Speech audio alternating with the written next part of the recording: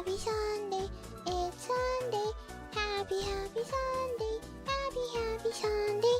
Happy, happy, happy, happy, happy, happy Sunday.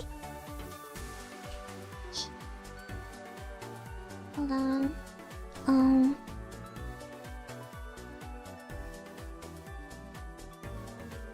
Okay. I think volumes are okay today. Woohoo! Good morning! Good morning, everyone! Happy Sunday! It's the first day of the week! Wait. No, I mean, it's the first day of... Wait, no, it's the first week of the year! Woohoo! Happy Sunday! Happy Sunday! How's it going, everybody? Sunday is the first day of the week. No man, Monday is the first day of the week. Sunday is the last day of the week. Whoever follows Sunday as the first day of the week is a psychopath. Din, din, din, din, din. Happy Sunday! Happy Sunday morning to most of you. Sunday, Monday morning to some of you. Sunday evening to some of you, but most of you, Sunday morning. Well, you know, Sunday is always a dreadful day anyways, cause like, Friday is the best day of the week because it's the weekend, which means you get to... It's the dopamine hitting when you realize you don't have work tomorrow and you can do whatever you want, and now you're doing revenge sleep and revenge procrastination by lying in your bed and watching TikTok and relaxing, feeling all giddy because you don't have to work tomorrow. And then Saturday, you can do whatever you want. Wake up late, do whatever you want. And then you sleep and then you wake up and it's Sunday morning, rain is shining.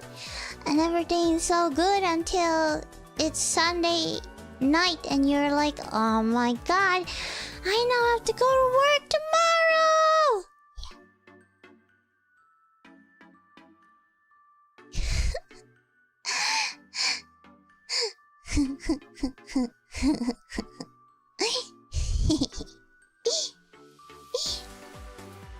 But what do I know? I am a neat and a hickey.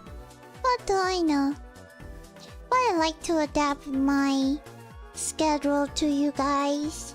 I like to empathize you guys. Yeah.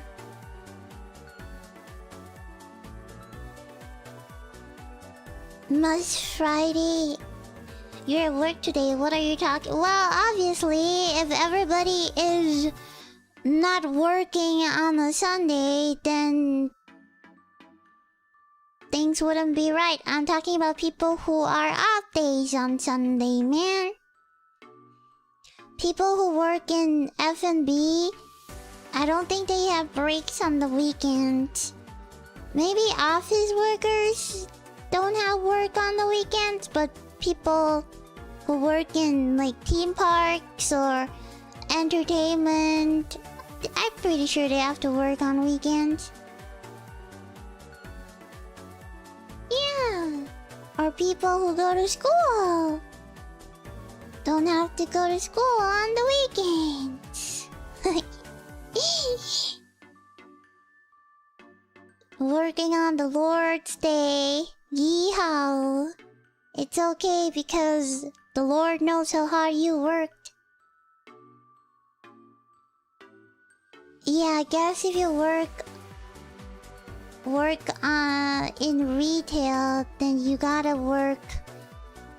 It's like, you know, if you people who work in retail have to work on holidays, and it's just different, I guess. Everybody has different things.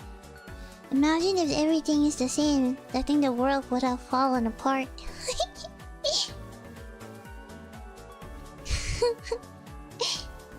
Yeah. Well, I'm glad I can celebrate the weekend with you guys. Yippee! Hello from work. Well, you know what? You can just use me as my, like a background music. So you can work, but at least you won't feel alone. And I can accompany you. Yeah, and I can accompany your work. So it doesn't feel that dreadful. Yeah!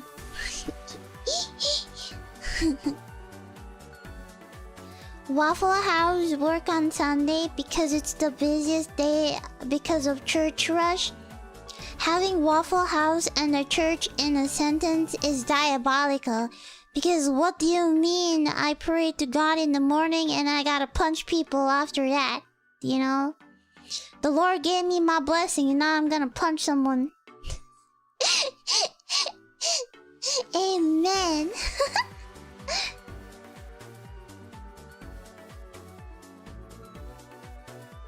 See he. It used to be illegal to open a store on Sunday. That's crazy. That's crazy. Imagine there's no restaurants to eat on a Sunday. You know, Sundays are probably for family. I hate going out on Sundays because Sundays is a family day. And I hate looking at families. So I refuse to go out on a Sunday or any holiday. Knowing that there will be chances that I might see a happy family makes me very salty. So I just avoid that at all costs.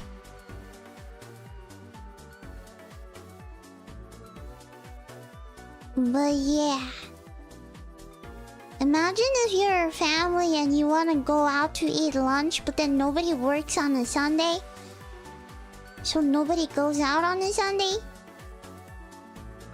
That means hospitals don't work on a Sunday, which means if somebody die on Sunday, nobody would know. If there's a fire, there won't be any firefighters because nobody works on a Sunday. That's kind of scary if you think about it, if everybody stops working on a Sunday. Vets won't be open, hospital won't be open, grocery stores won't be open, so you can't get food on a Sunday because nobody's open. That'll be terrible if you think about it.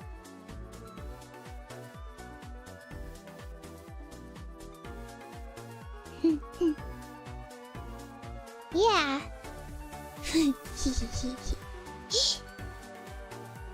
No one would know. No one would know. Know what? No one would know what?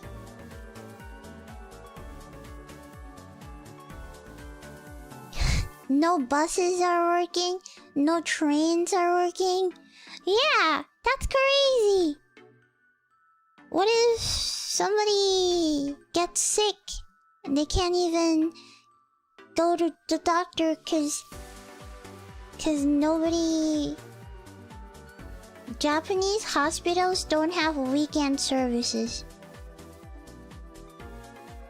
How credible are your sources? What do you mean? Japanese hospitals don't have weekend service. What if people die on a weekend?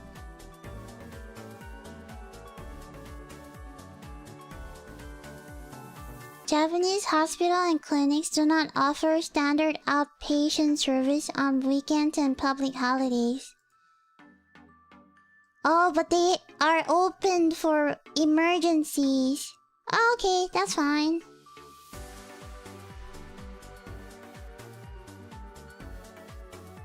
Yeah, that's fine for emergencies.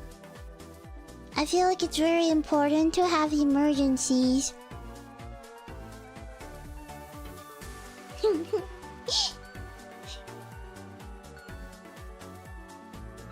Because if the emergencies are not open, then that's messed up. I mean, makes sense. Yeah, makes sense. Yeehaw.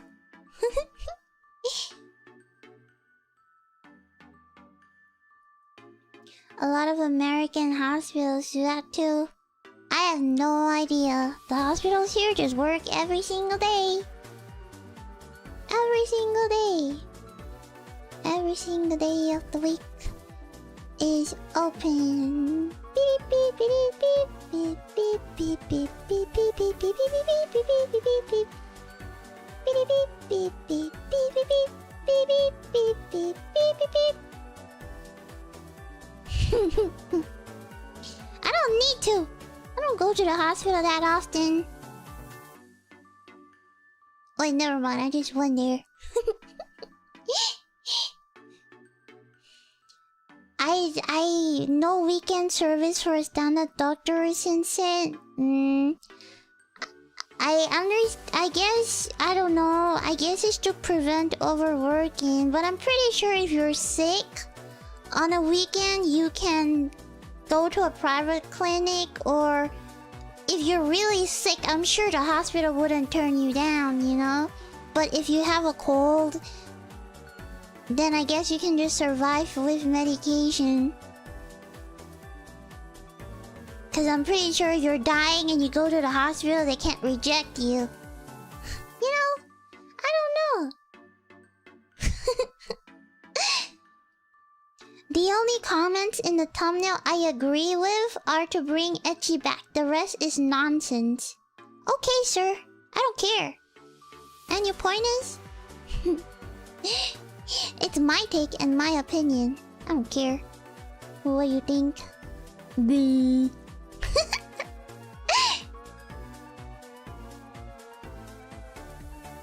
Let me set up the Q&A so we can start on talking about anime, because we're gonna yap about anime. I'm very excited to yap about anime. So I'm gonna open like a Q&A and I'm gonna copy paste what you write. You write on the thingy. Right, my glasses. let me summon her. Hello guys, it's Wemiko.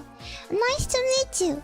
For those of you who are new here, I am Wemiko. I am Wemi's alter ego. And I am mainly the weeb side of her, so I like talking about anime. And I like to talk a lot about anime, and I don't really have a filter. So if you are easily offended, which bless your heart, you should look away. But if you're not, then I hope we can have a good yap about anime. Yippee! But I am going to take my glasses off, because you won't be able to see my eyes the entire time. So I am going to take my glasses off. But then it feels weird to not have... I need to find my old pair of glasses. I can't really find the old pair anymore. I think it got lost somewhere. Somewhere, somehow.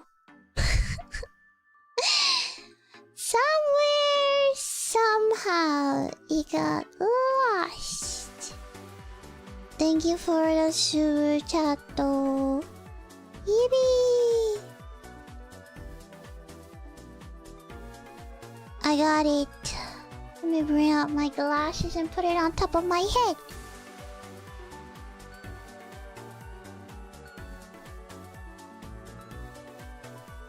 There we go. Now I look way better.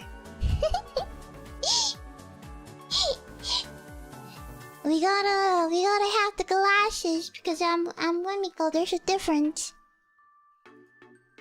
There is a difference. Wemi is nice to you. I'm not that nice to you. I like to say what I want, so we're very different.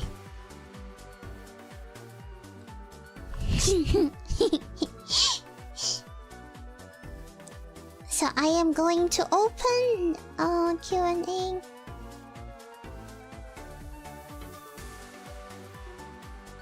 Open space to talk about anime. And then... Okay. Hold on, let me just... set up... the scene. It's gonna be fun. But before I start, I would like to give you guys a quick 101 lesson in anime terms. If you guys don't know, there are 5 main anime genres. Okay? The one that you know are shonen, shoujo,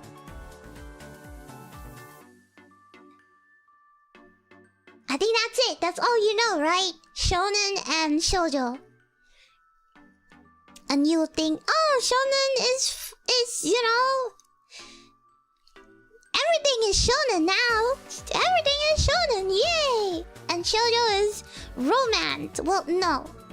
It's time to teach you, not teach you, it's time to educate you about the 5 mega genre of anime.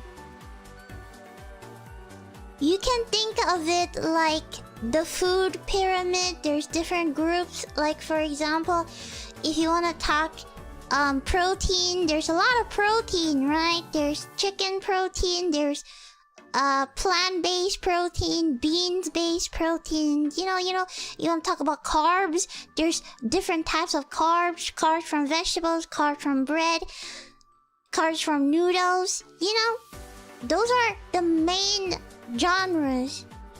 And then you have sub-genres. Sub-genres are just, like carbs. Sub-genre is maybe bread. But we're gonna talk about main genres. So let's talk about the most popular one, which is shonen.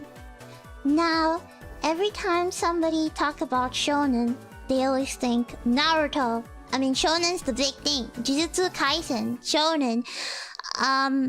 One Piece. You know? Or,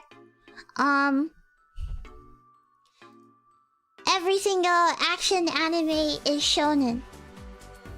Shonen is actually a Japanese word for boy, youth boy, young boys, boys aged from 12 to 18. Basically teenagers and children, but there's another genre for younger children, so let's say 12 to 18. They're called shonen. Shonen in Japanese. So they take shonen into shonen.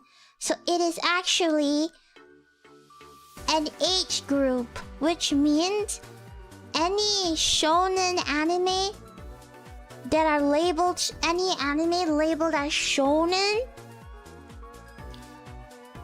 is very popular because it is enjoyed by people of all ages. Because if kids can watch it, if children can digest it, adults can digest it too. That's why shonen anime is very popular, because it's enjoyed by people of all ages. And normally, shonen anime are made for the younger children, and normally it follows a young male protagonist. They grow, they meet friends, they overcome challenges, there's teamwork, there's friendships, they fight, they grow up together, they meet friends. It's about growing up, or it's about either being the best, having rivals. It's mostly targeted for a male young kid perspective. That's their target audience. A lot of times these series that exist in shonen are a form of wish fulfillment, because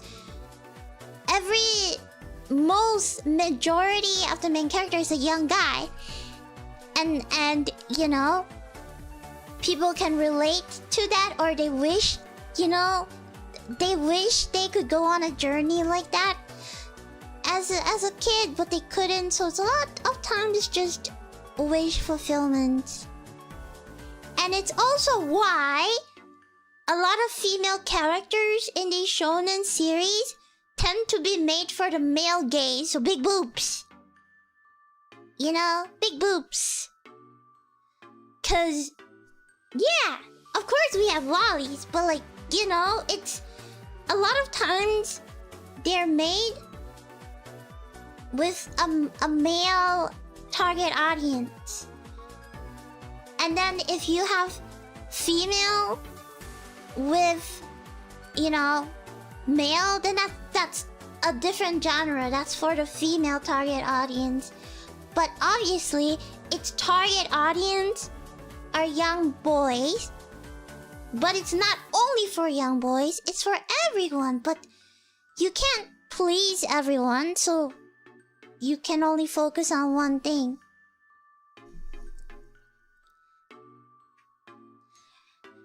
And exactly. And you can tell when a man writes a shonen anime, or if a female wrote a shonen anime.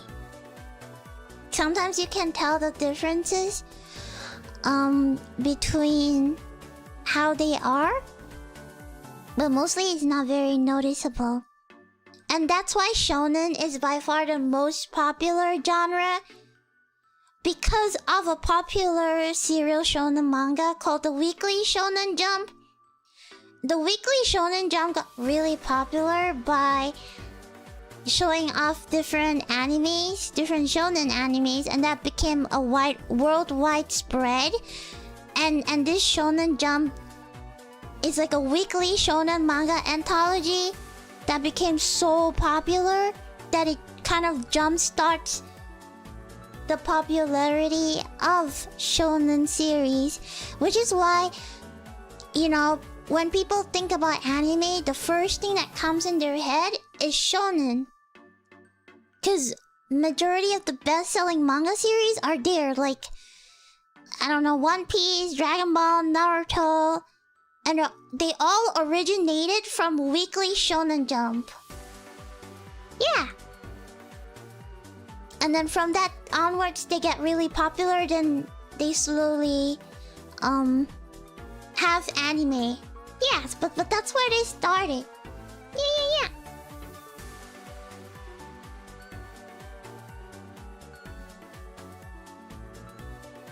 And then, yeah. Okay, let me give you a little break for you to absorb all of this information.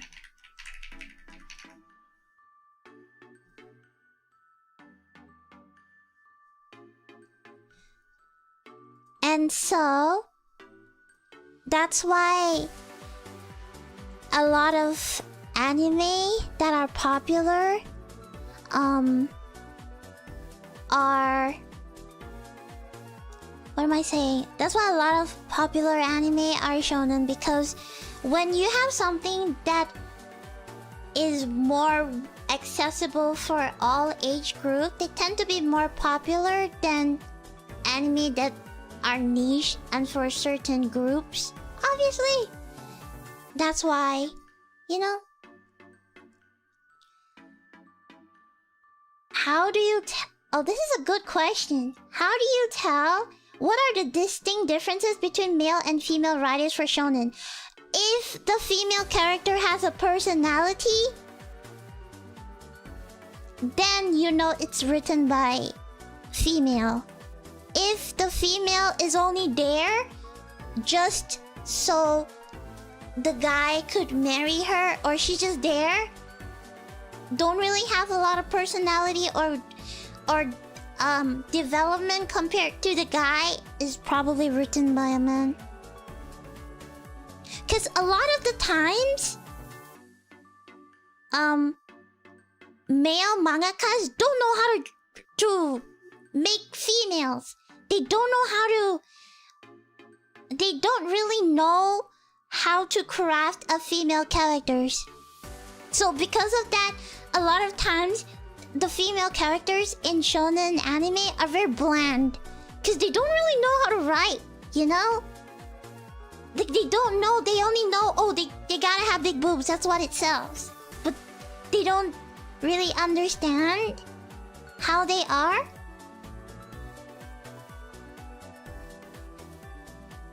Yeah. So that's how you can sort of tell.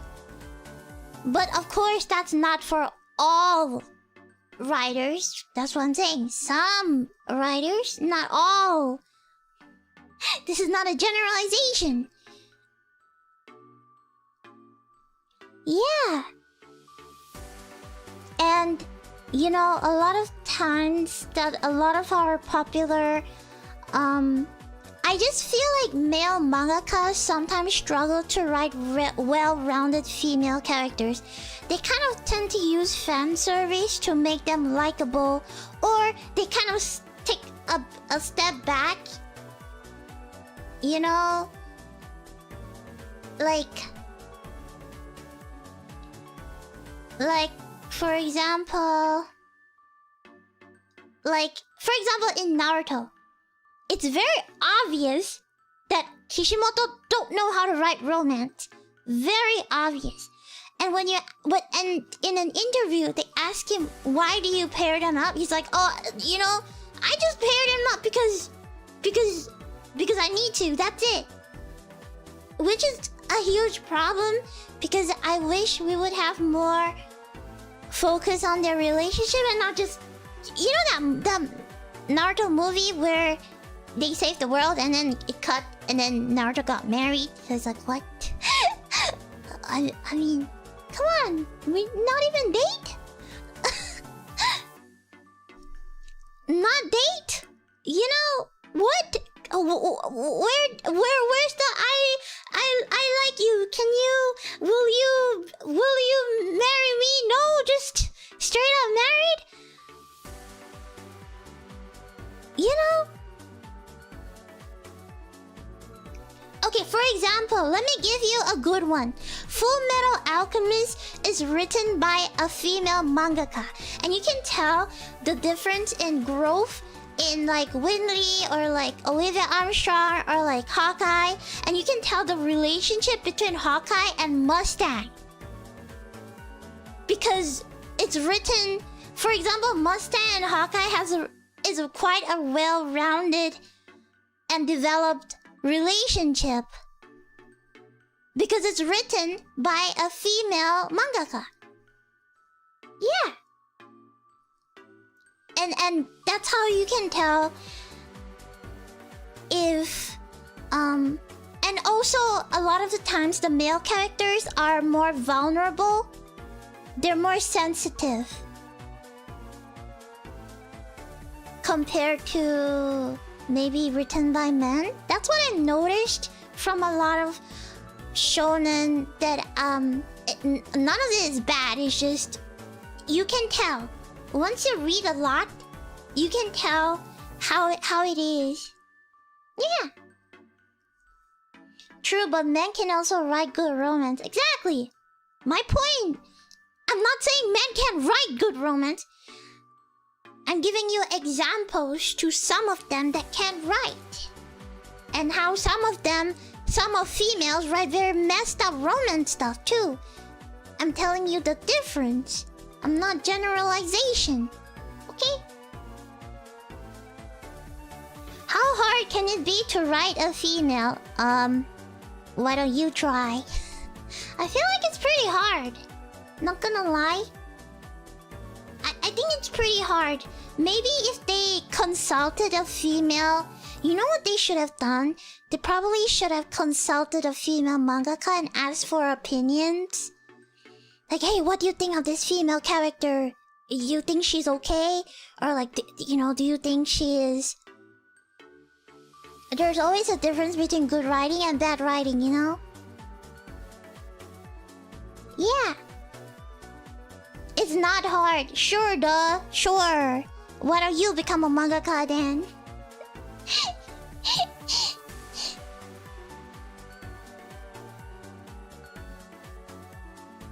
Yeah. It's... I feel like a lot of times... male... mangaka write what they think females are like, or sometimes they're just lazy, so they just give like a really basic female character for the sake of being there with no development, just for the sake of it, you know. A lot of times it's like that.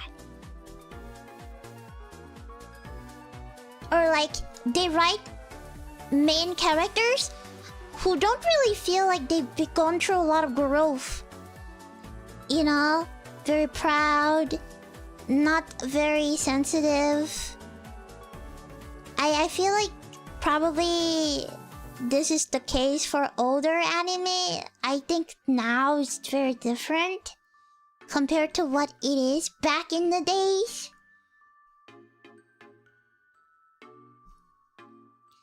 You know. Yeah. Yeah.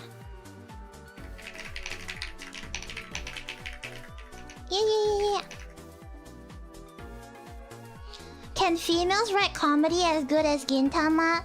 Michael, stop being a woman hater. Did it hurt your ego when I say that female author write better shows than male? Did it hurt your ego? I'm so sorry for hurting your ego. Bless your heart. But over here, we don't judge. Okay? Female artists can write as well as male artists. Okay? No judging. Degree Men, Card Capture Sakura, Full Metal Alchemist, Inuyasha, Ranma, all of these are written by female artists, okay? Fruit Baskets, all of these female artists, okay? Rumiko Takahashi wrote Inuyasha, okay? You wanna tell me? You wanna continue? You wanna continue? A lot of your favorite anime are written by female, okay? Sheesh. Yeah. Yes. Clamp, the very popular Clamp series are all like Tokyo Babylon, Cardcaptor Sakura, Chobits, all of them are written by female artists. Yeah.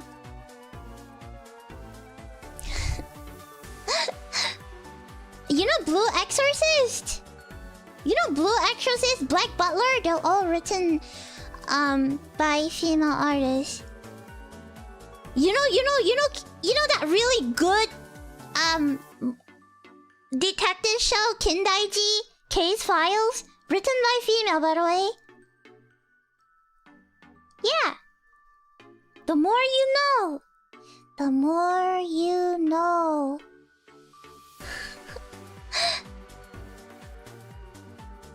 Exactly. We love... Do you know your favorite lolly doujins are written by females a lot of the times? Do you know that? Do you know that a lot of hentais are written by females? Do you know that? So we don't... Put your ego down. We don't judge. All the good ones are written male artists though. Name them. Give me a name. Give me names.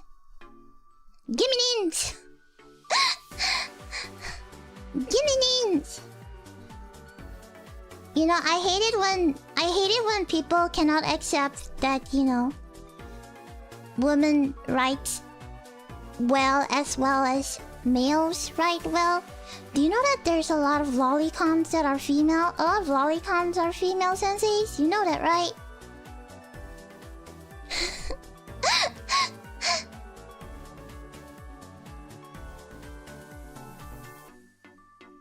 Yeah! Exactly.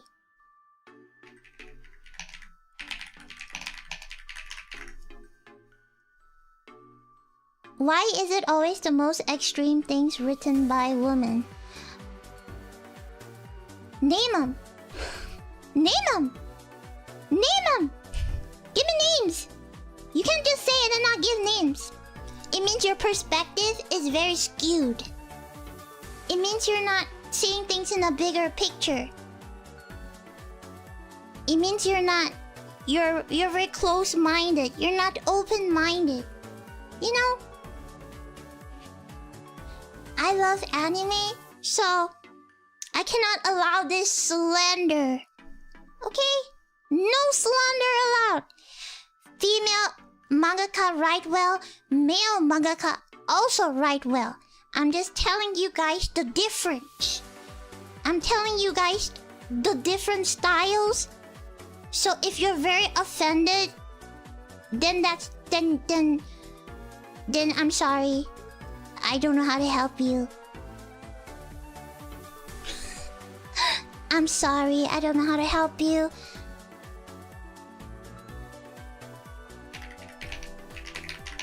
Yeah.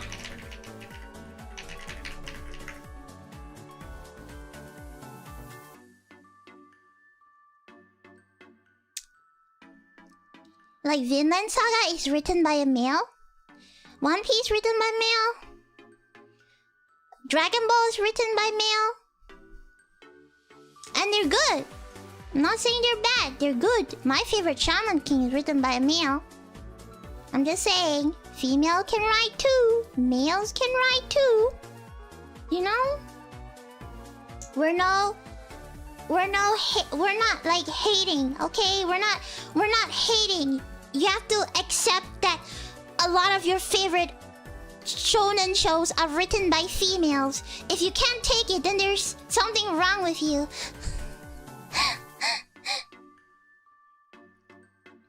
So yeah, it's not my problem. Maybe it's you.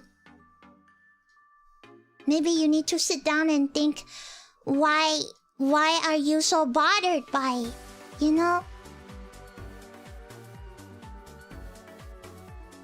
And like I said, I'm Wemiko. I have no filter. I don't care. I don't care, and I don't allow hate on this channel. I love all anime, and I've watched all genres of anime. I've watched ecchi too, and I like ecchi shows. And I enjoy anime with big boobs. I was telling you the difference so you can spot it, you know? So you can be more high level weeb. You know? You can be more educated.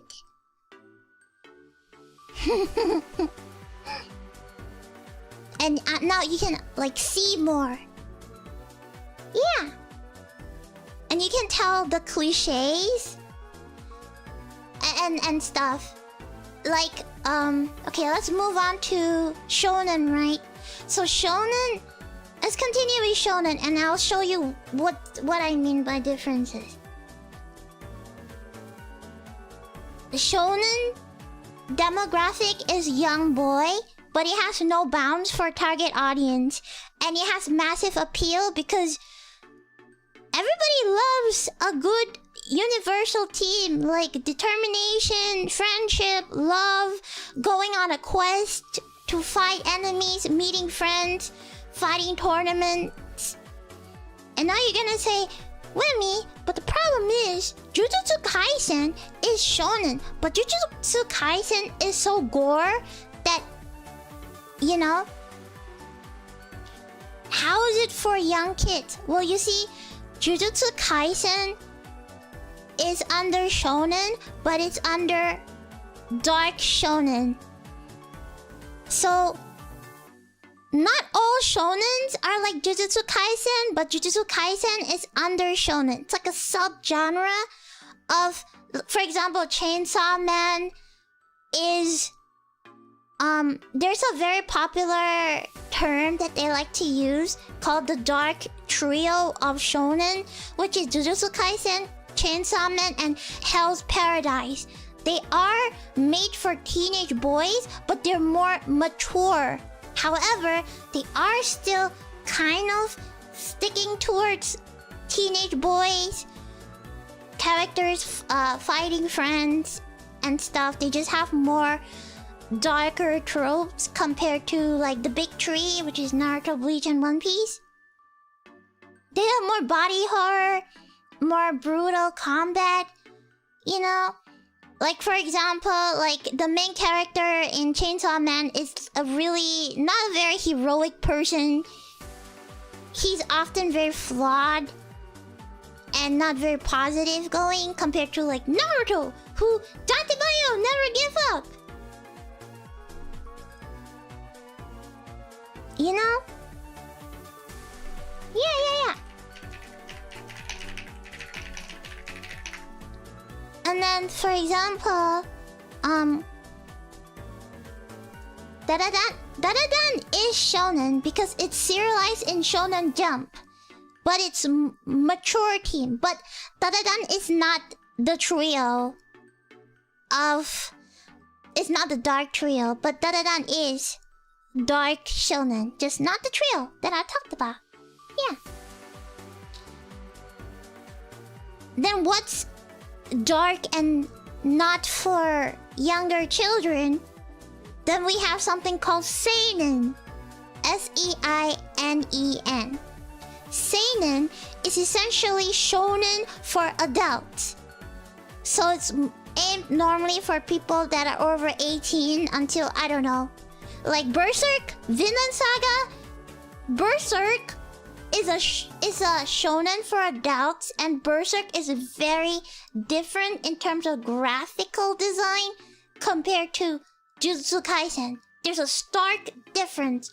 Very dark. Claymore is a seinen. Yeah. They're made more for... It's kind of like R18, so they're made for adults only. They're more violence and gore. Darker, heavier. You read Berserk when you were 15. Well, you know, people are curious. People often say, this show is for people who are 18, but you know, when you're 12 years old and you are curious and you have the internet, nothing is unstoppable. Yeah. So exactly, then that's just your problem.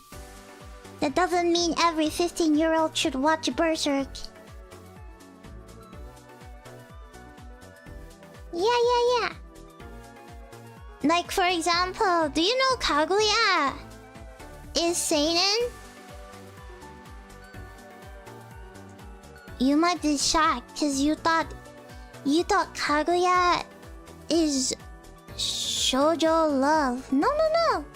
Kaguya is seinen. It's adult. Not all shonen is basically an age group, so you can have any anime that can be under shonen. Like, for example, Witch Watch is shonen. You know, a lot of shows are seinen because they're more adult targeted, not because they're battle. So before you go, oh, all shonens are battle and isekais. No, they're not. Yes, Love is War is seinen. Yeah. You can Google that if you don't believe me.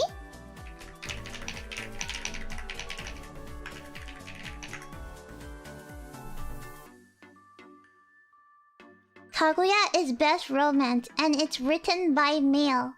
Yeah, males can write good romance too, just like females can write good romance too. Yeah. And the reason why Kaguya is a seinen manga, it's because it was serialized in seinen magazines. And normally that's how they categorize, because there's a seinen jump. I think it's called like Weekly Young Jump, that is for adults, and also shonen jump, which is for kids. And a lot of times the seinen label, it's more like the publication's target.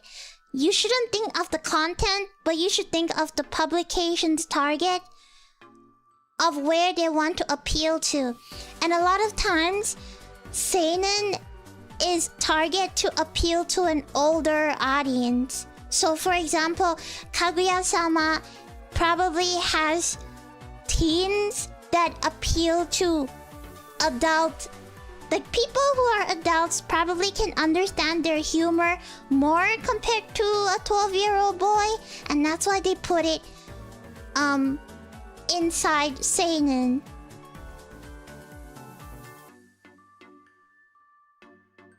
Does publication matter more or target audience matter more? Publication target is the same thing as target audience, because the publication chooses where to put things to match their target audience. It's the same thing, Mr. Cow. It's the same thing.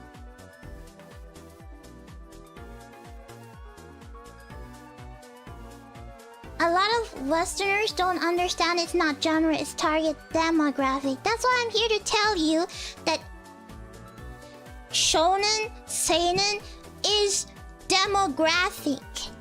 And when you say demographic, you can have many genres. You can have romance that is under shonen, which means romance that is easy to understand and targeted for young boys. And you can have romances that is under seinen, which means romances that are targeted for adults.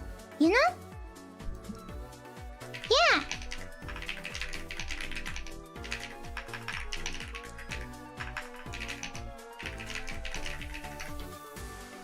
Like, let me think. Let me think of shonen romances.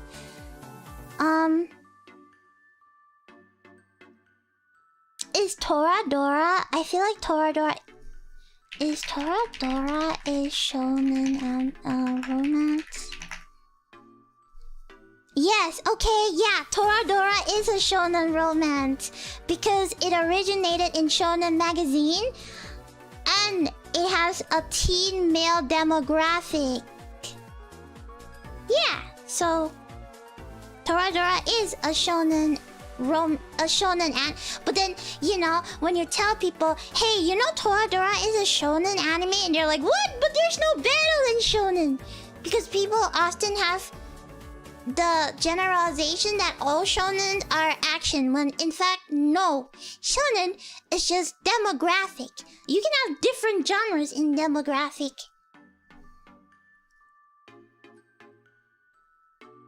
Yeah. Maybe shows like... maybe... what other stuff? Seinen is probably like a more adult-ish, like Scum's Wish. I don't know.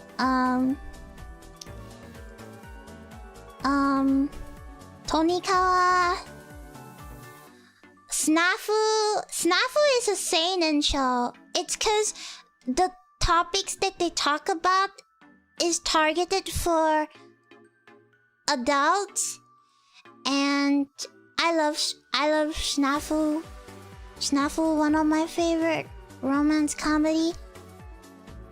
And I just think that the anime dives deep into a lot of processes, which is probably very hard to understand for younger kids, which makes it seinen because it's only adults understand You know, not saying that, oh, you mean kids can't watch it? Kids can watch it, but you try watching Snafu as a kid versus you try watching Snafu as an adult, you have totally different perspectives. You probably think, oh, Snafu is cute when you watch it as a kid, and now you watch it as an adult, you're like, wait, this show's actually a little messed up. You know? Yeah. So, exactly.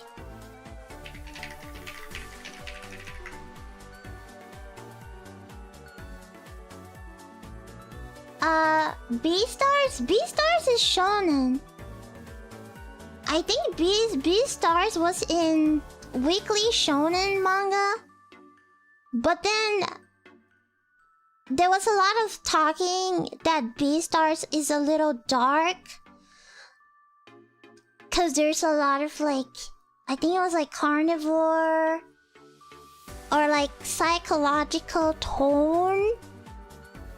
But then it was ran in the weekly shonen, so it's probably like a dark, it's probably a matured shonen, I guess. Yeah. A lot of times it's by the publisher. Yeah. Like, oh, they're targeting, you know. By the way, the Beastars author is a woman. Yeah. Beastars is pretty messed up. I like Beastars actually. I feel like it's a very like ooh, I gotta analyze this show kind of a thing. Cause it's pretty dark. It has a lot of societal issues. A lot of like instinct versus rationality kind of a thing. Furries. My god, why are you so close-minded? You know, you guys, honestly, I'm saying this from the bottom of my heart. You need to get over your stereotypes that all furries are bad, okay? Understandable that the pre-notion conception you have in your head is that Western furries gave you PTSD that all furries are bad, when indeed, no! Japanese furries are good too, okay? You need to stop having stereotypes that people who like Beastars are furries and all people who like furries are weird. No, they are not. So you should stop being so in your tiny little head. You know? And you can't judge. Okay, basically it's the same thing as a Mushoku Tensei fan bashing on Gunner anime, because you can't. Mushoku Tensei, the reason why people like Mushoku Tensei is two. One, has good world building, I give it. The second one is that Rudius is absolutely a pervert and they like it. So if you like Rudius being a pervert, that's fine, but you can't shit on other Gunner anime and talk bad about like furry people when you like Mushoku Tensei because Rudius is a pervert. You have no rights. We're all the same. We all like damn bad stuff. So why are you calling another person worse when you like the same thing? Like, Mushoku Tensei is degenerate Gunner show, okay?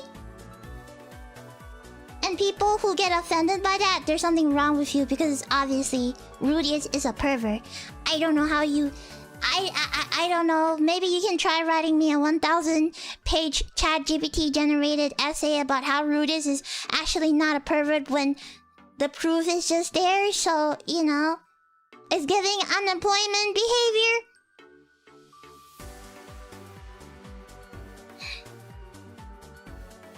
Yeah! Rudius is a pervert, and that's how it's intended for him to be, which is fine, totally fine. But you can't shit talk about other Gooner shows. Because we're all the same. Doesn't make sense. Unless you have an superiority thing where you think you're better than other people, then, my dude, that's just your ego, man.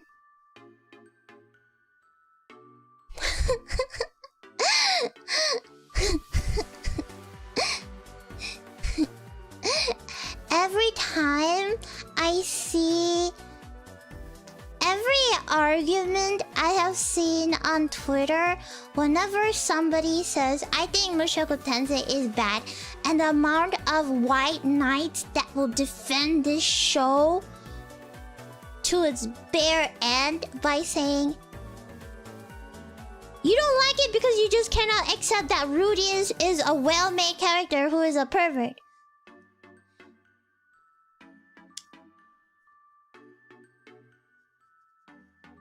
I mean, anime is not made for everyone, and everyone can have opinions. Sometimes you just have to respect other people's opinions. You know?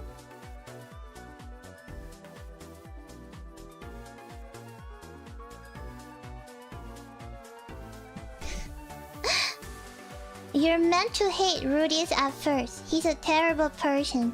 His character arc is becoming a better person, not necessarily powerful.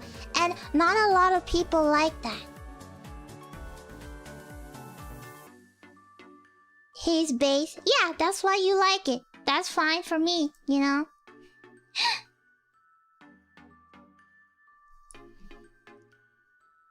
That's fine for me.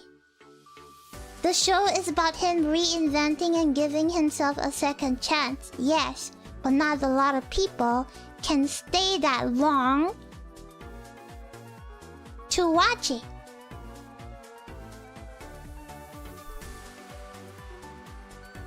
You know? And I personally think that a lot of people like Mushoku because maybe it's like a dream. You know, it's kind of like how if you sit down and think about it, there's a lot of harems. Why is there a lot of harems? Why must a guy have so many girls? Why must he marry so many girls? It's kind of like a wish fulfillment, don't you think? Because at the end of the day, anime is fiction. It's not reality. So it's kind of like a fantasy. You know, a fantasy that maybe a guy wished that he had many wives, or he wished that he was popular and a lot of girls liked him. It's a lot of times like a wish fulfillment, and that's why there's a reverse harem where a girl has many guys, or a girl marries many guys, or like NTR, which I hate. I don't like NTR. Not my thing. A lot of times NTR stems from the insecurity of females, probably. Or maybe they've been cheated by another person in their life, and they have this fantasy of like, oh, I want revenge, but they can't do it in real life, so they fantasize in a messed up way in their head by doing that. Sometimes you gotta like sit down and think, you know, like, why is it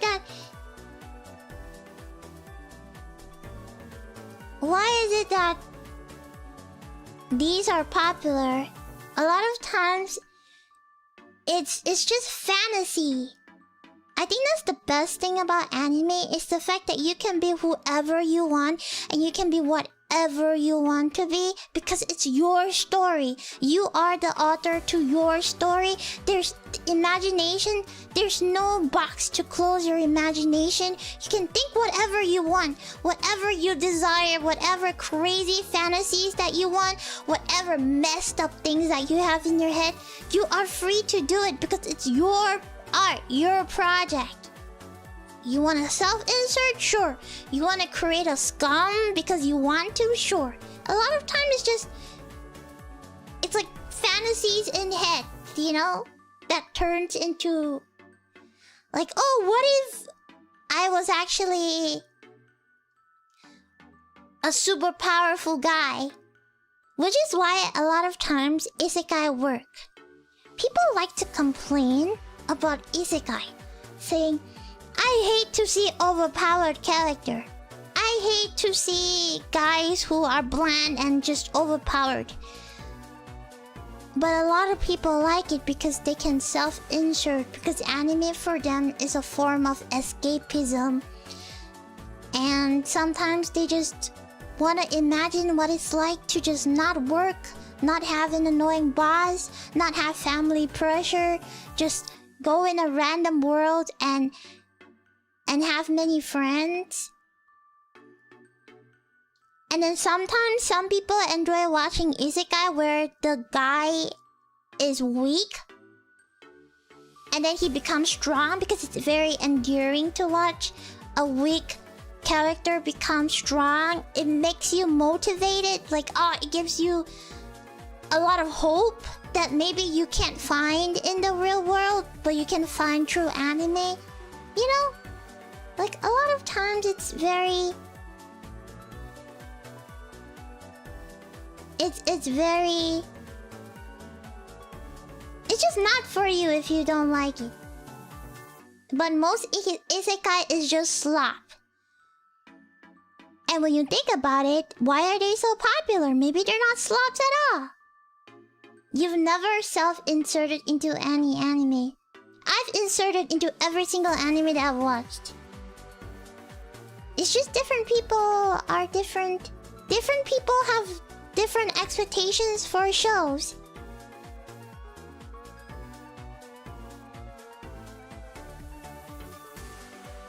You know?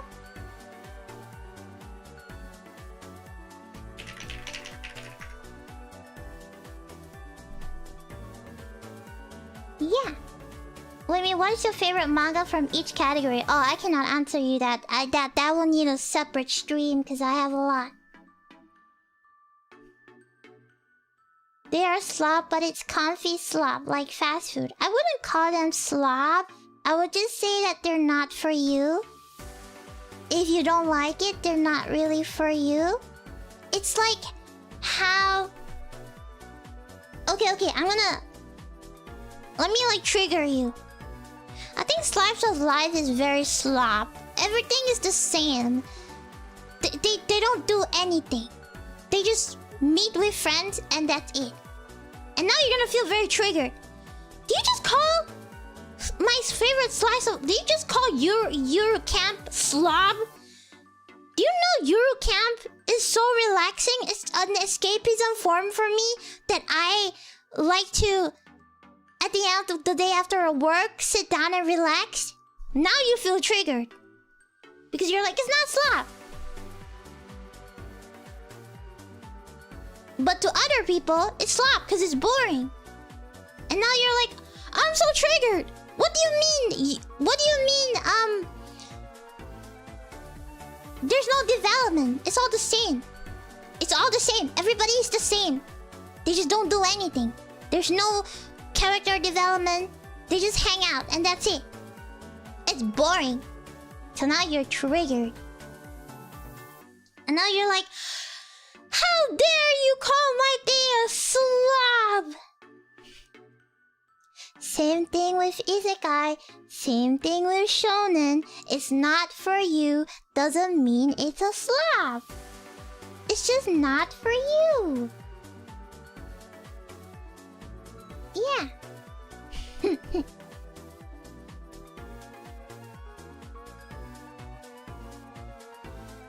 And you have to understand, for an anime to be serialized by a manga, it has to be very popular for it to serialized into anime. Which means they don't just pick shows and turn it into anime. It's normally a ranking system that they pick and choose, like light novels. It's a ranking system of light novels that they choose. Higher ranking means higher chance to turn into anime.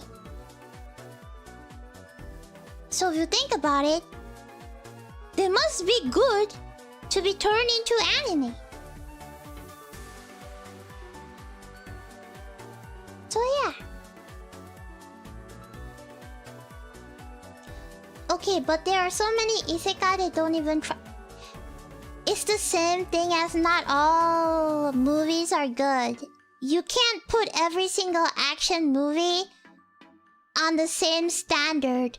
There will be bad action movie and there'll be good action movie. And you're gonna tell me, Wemmy, there's only a few good action movies. The rest are all bad. Exactly. There's only a few notable ones. You know, you can't have all of them good. Because if you have all of them good, then you can't differentiate the good and the bad. That's why there's ranking. And that's why there's good and bad. Because you need to have a difference in order to say something is good. Just like how when there's light, you can differentiate dark. And when there's dark, you can differentiate light. There's no good without evil, and there's no evil without good. What is the opposite of evil? Good. What is the opposite of good? Evil. Good cannot exist without evil, and evil cannot exist without good. Bad anime cannot exist without good anime, and good anime cannot exist without bad anime, because if there's no difference, there's no good and bad. So yeah. Exactly, I know, I'm so wise.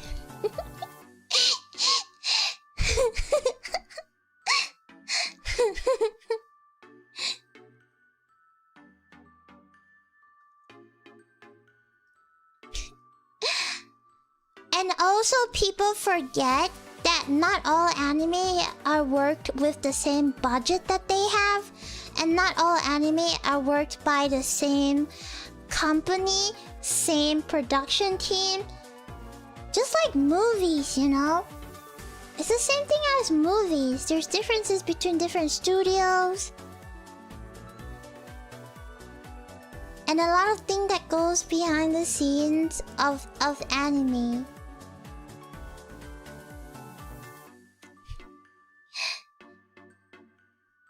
Yeah. And you would think, okay, but then why is there so many isekai anime? My dude, I would like you to take a moment to go to every single anime seasons. In an anime season, there are 4 seasons: winter, spring, summer, fall. Each season, you have roughly 40 to 50 animes. In those 40 to 50 animes, only 4 are isekai. 4 or 5 are isekai. And the rest, shonen, action, romance. So, it is not people's problem that all you see are isekai. It's your problem for not doing your own research. Because, like I said, shonen, isekai, they're targeted a lot of times for a wider audience range. So wider audience range means more exposure. And more exposure means you likely see it more often on Twitter or any social media that you're at. And that gives you an impression that, oh my god, all animes are isekai. When in fact, you have like 10 slice of life shows in one season, but you fail to realize that there's other anime.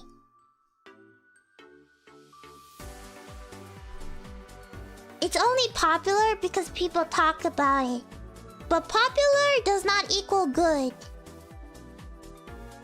Popular is popular, but it doesn't mean it's good. And there's way other anime that is airing, which are good too, just not as popular as you would expect. For example, people always talk bad about isekai, right? They always talk about isekai smartphone. The first thing that comes in their head when they say isekais are slot, look at isekai smartphone. But I don't see people talking about how good Tsukimichi was as an isekai anime. I don't hear people talk about how good Arifureta is for an isekai anime.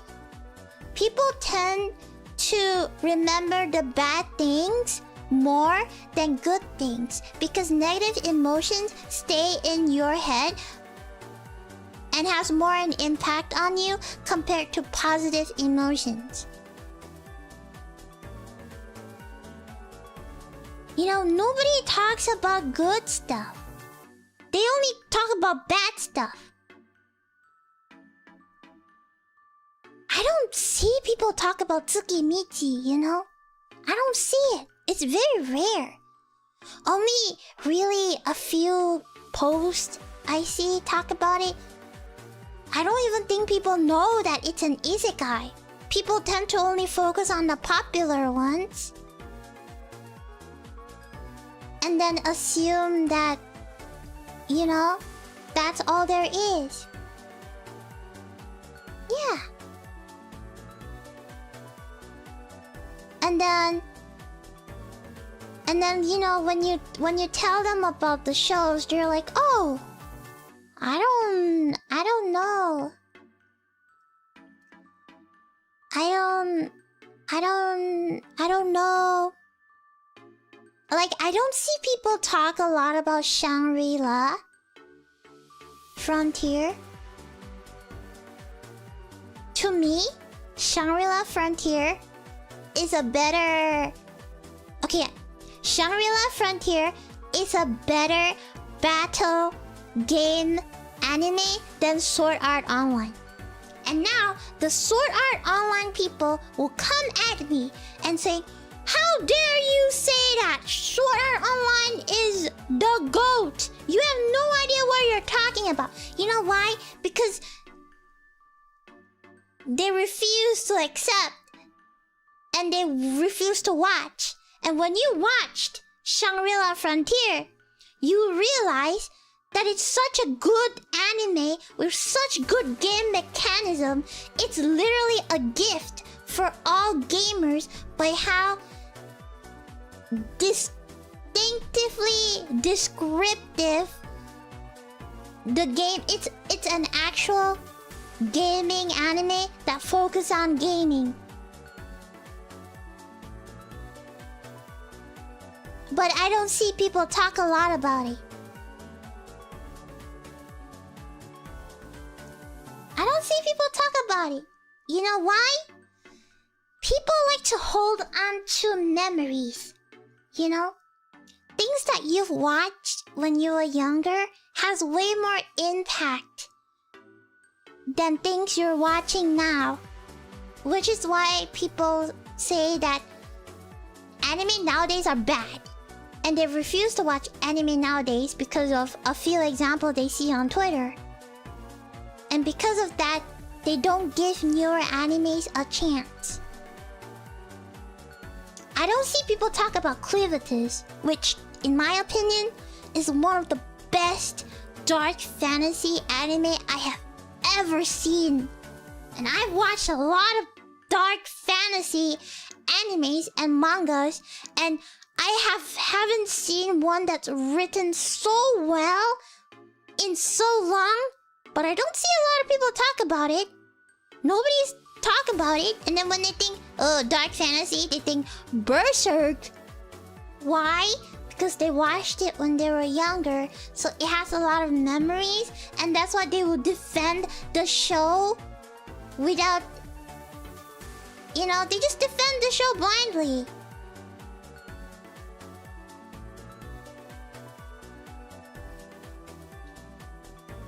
SAO is okay. Lock Horizon is the GOAT.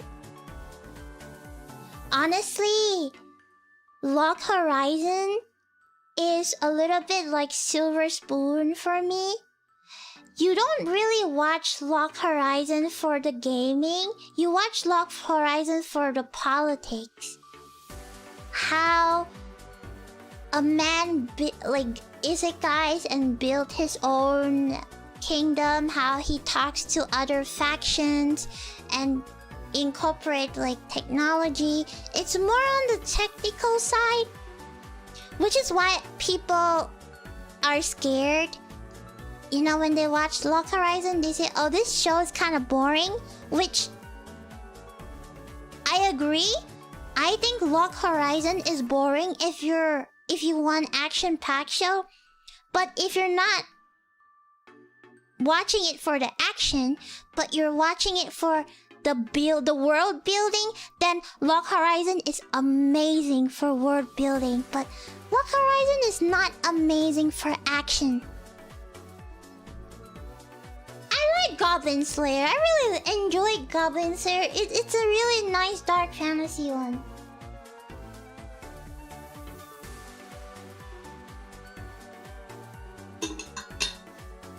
Yeah, and it's just different. It's a different genre.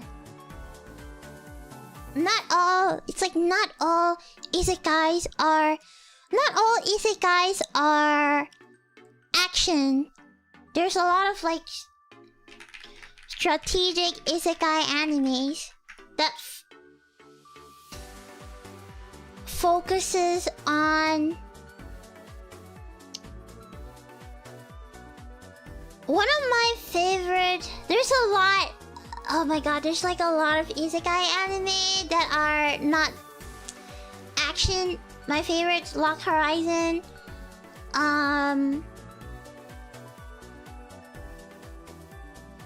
My favorite is how a realist hero rebuilds the kingdom. There's a lot. High school prodigies in a different world. My god. And I really like farming life in another world, or bookworm, or isekai, the isekai where he just make his own soap laundry shop.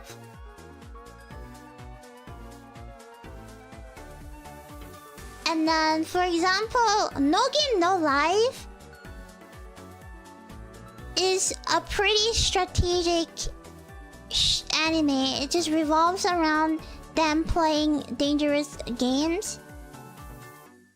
And then, like, for example, Dr. Stone focus a lot on how to revive humanity using science. And a lot of these are great. And they're all isekais, but they're not focused on action. Yeah.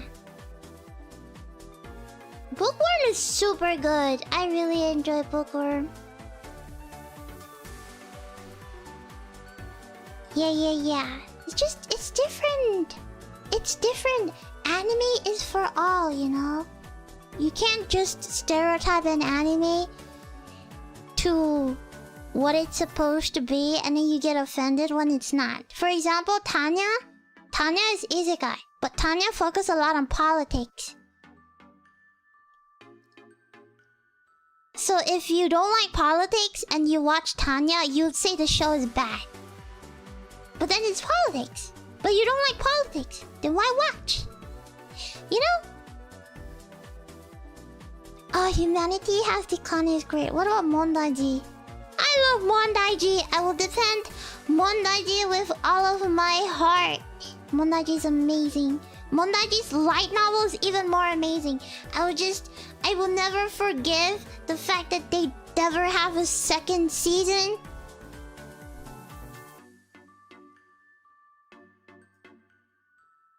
Never forgive. I love Mondaiji.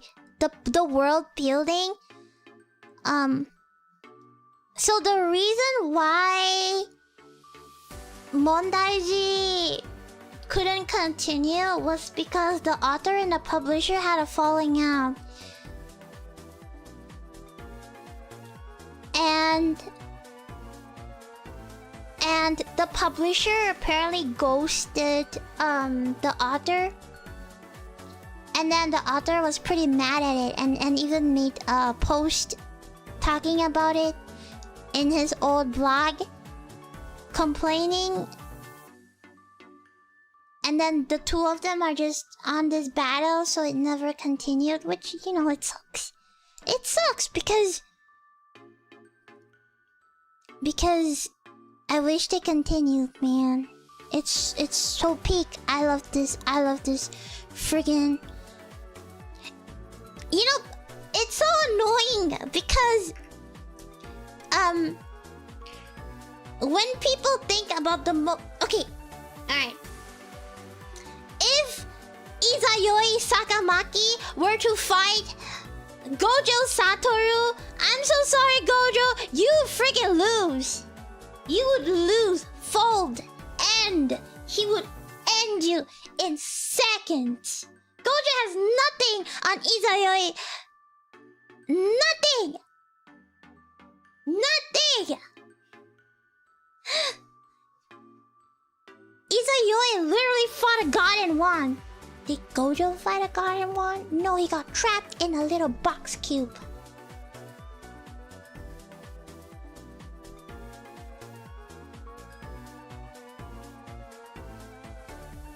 Exactly. If I say that, people are gonna come after me.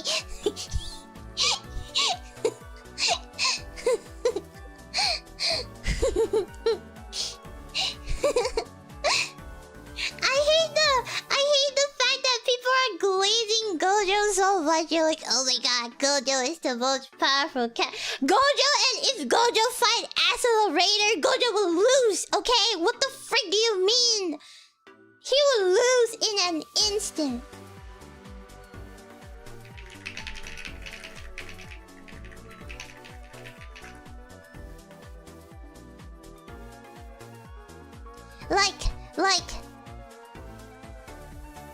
Like, Gojo has his eyes, right? Brother, if I put a blindfold on Gojo, he won't be able to do anything.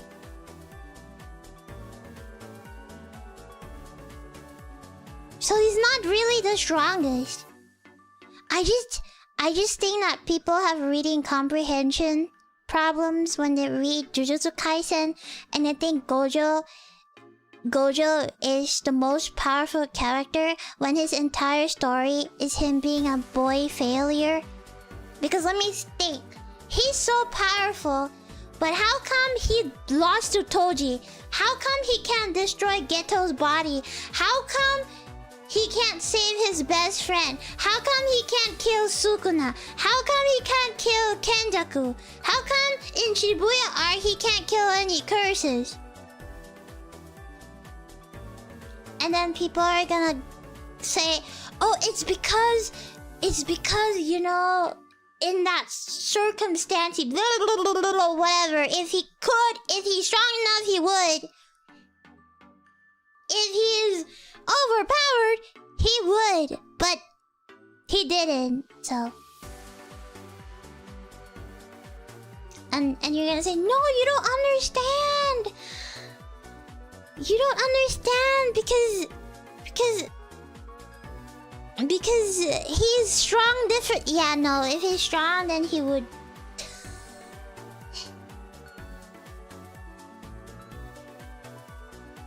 And the whole point is that he has all the power in the world, yet he can't save the people important to him. You know, he sure is powerful, but then when he needs his strength, it's not there. But I honestly say Jujutsu Kaisen is pretty badly written. So yeah, I don't think he's the strongest. I don't think he's unbeatable. People are just glazing him so hard. I think he's honestly weak compared to other like other anime characters. Oh my god, it's gonna be like the Goku versus Gojo thing all over again. You You know, there's a Reddit forum that I like to go to that is Goku versus, and each week they would have different posts about like Goku versus this anime character, and then the whole comment is like a fight of them explaining Goku and them fighting, and it's really entertaining, and I really like reading it because it's so fun. It's so fun to read it.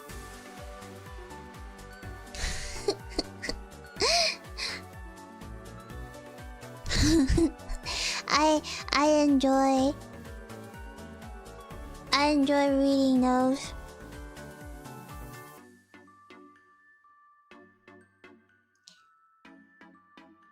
Let me watch To Be Hero X. I did. X will crush Gojo in a second.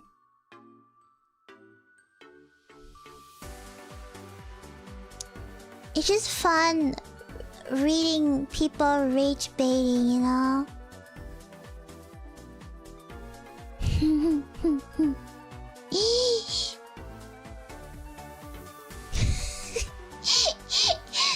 I just really enjoy watching and then, you know, a lot of time Gojo Glazers will say, do you understand how infinity works?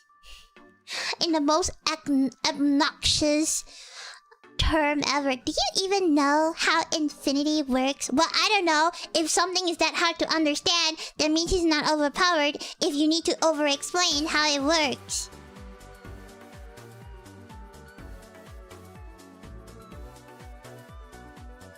Like, oh, do you know you need to like go cut through his base or like get into his shield?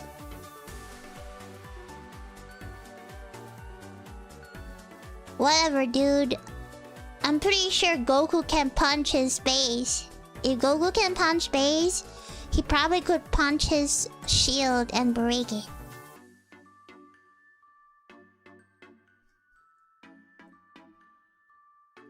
Jojo Visage elbows.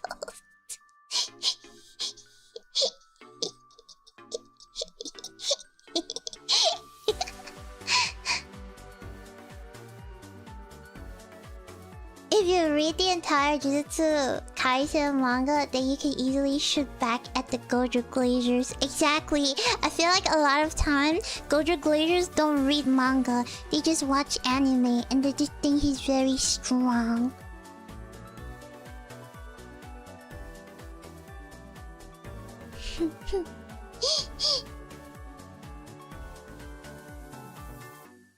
Exactly. That's what I think. And I think I wrote there Jujutsu Kaisen is just okay. I generally think that we should have kept Jujutsu Kaisen as a series, and Jujutsu Kaisen is the perfect example of something going viral can end up being horrible. Because Jujutsu Kaisen was very popular, right? To the point where the author was being pushed to pump up large volumes. So it started out good.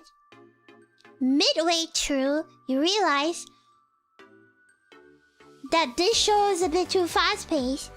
Everything's happening all at once. No explanation, nothing. Everybody suddenly dies.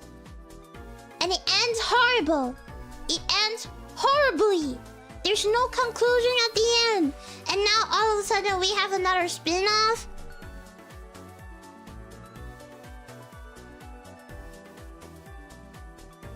This is what happens when it gets rushed. And let's be honest. I think the Fujoshis have a part in making Jujutsu so popular. And I think it has to do with Gojo's popularity and the Fujos pumping up Gojo and Geto's relationship. That's what caused it to rise a lot, because I think Jujutsu will not be popular if it weren't for Gojo. So I really think that TikTok in general and Twitter really pump Jujutsu up.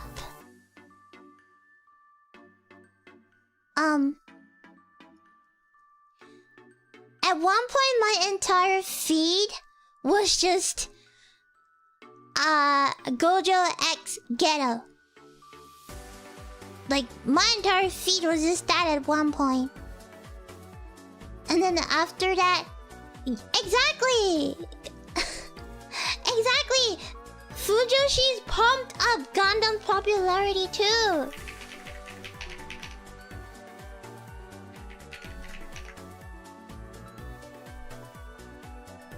Like...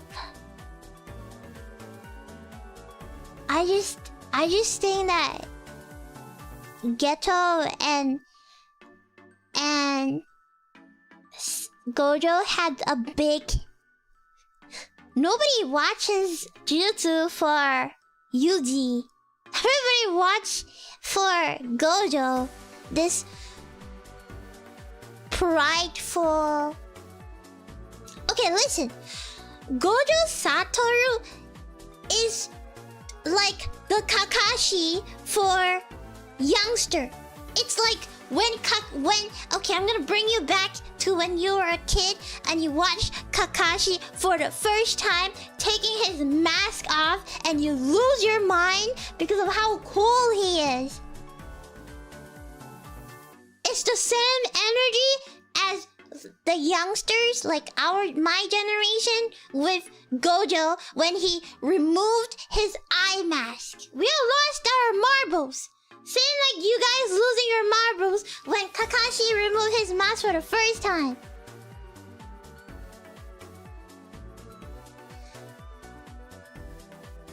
Yeah. It's yeah.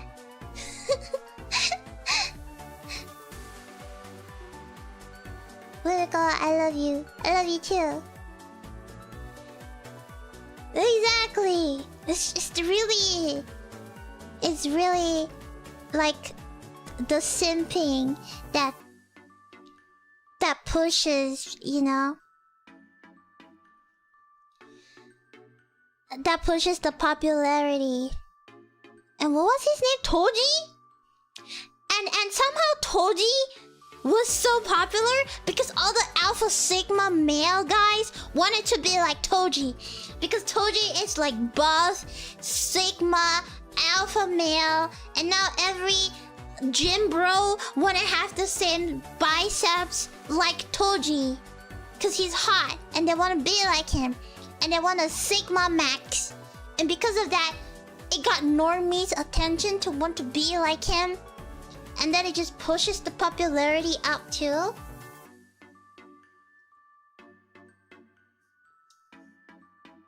Yeah, the Sigma grinds and edits of just Toji. I like Toji though. Toji is good. Toji sent a lot of deeds to the gym. When Toji came out, you see multiple videos on how to be like Toji. Exactly!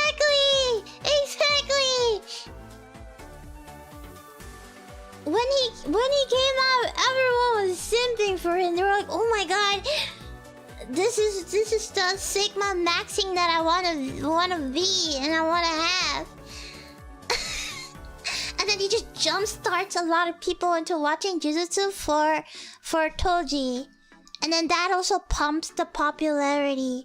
So, I would say the reason why Jujutsu is popular was never the plot. It was never the plot.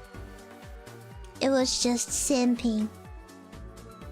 If you tell me Jujutsu's writing is good, I will vomit rainbows. That means you have reading comprehension and media literacy problems. Because of how rushed the entire show is, it makes no sense. The plot holes are everywhere. You can't tell me you understand the entire Jujutsu universe. When I read the manga, I was so confused. I didn't know what was happening. Everything was going on so suddenly. I didn't even know what was going on. I was so confused. And that ending was the worst. That ending was so... That ending felt like the months that I have invested in reading the show. It's kind of like a smack in my head how money hungry the author is. Because what do you mean you can't give me a good ending and then you rush this ending so you can start a new serialization? I don't need another serialization. I just need the show to end properly.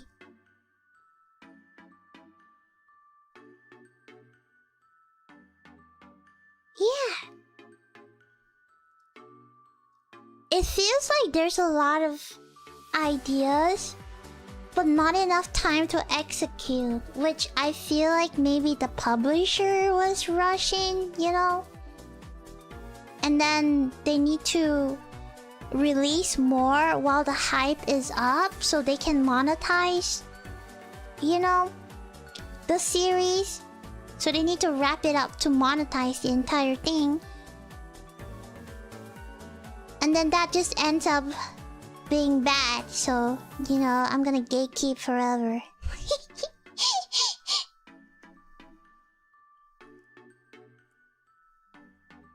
Yeah. Exactly.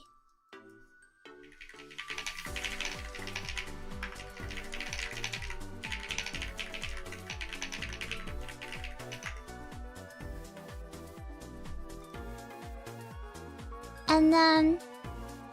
yeah, it's just so annoying, you know?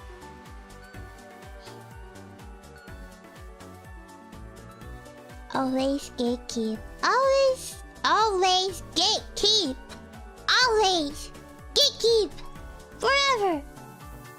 And ever.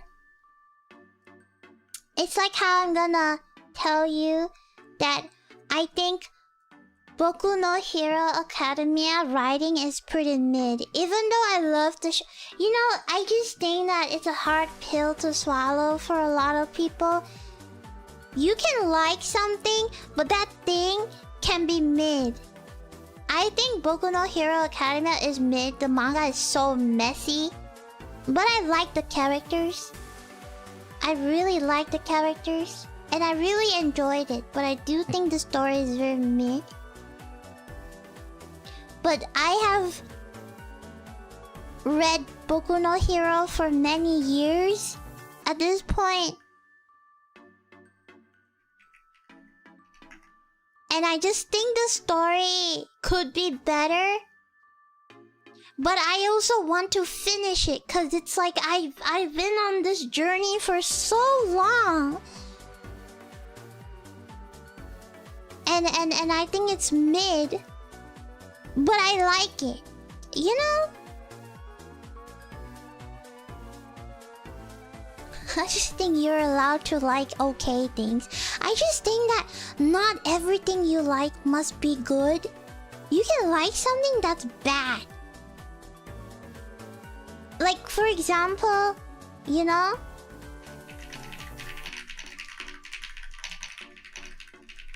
Like for example,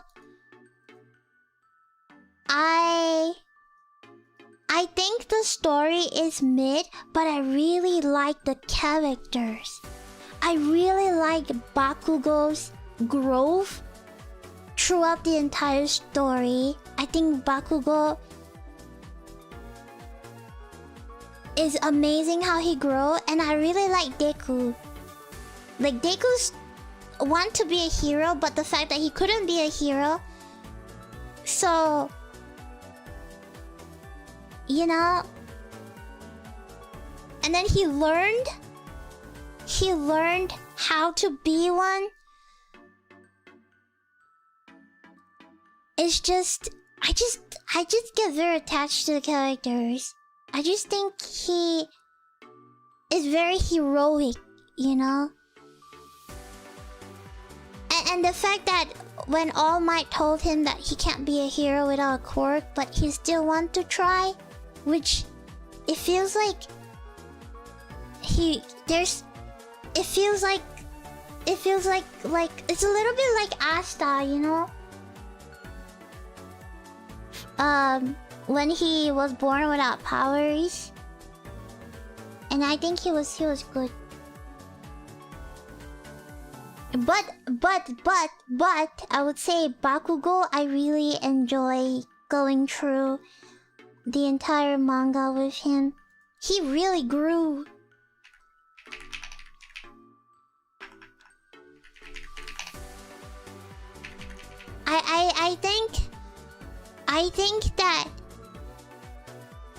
I think that he grew his growth. I think that he grew without changing his core traits. Like, people would think when you grow up you change your personality. No. I still think that Bakugo is still batshit crazy. But now it stopped negatively impacting him, and he kind of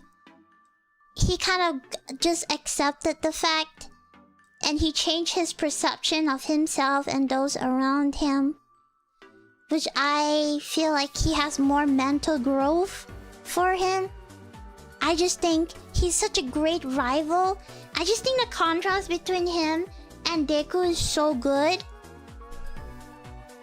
And I also really like Todoroki's development with his brother. Even though the story is pretty mid-halfway, I just really stick for the characters. Yeah.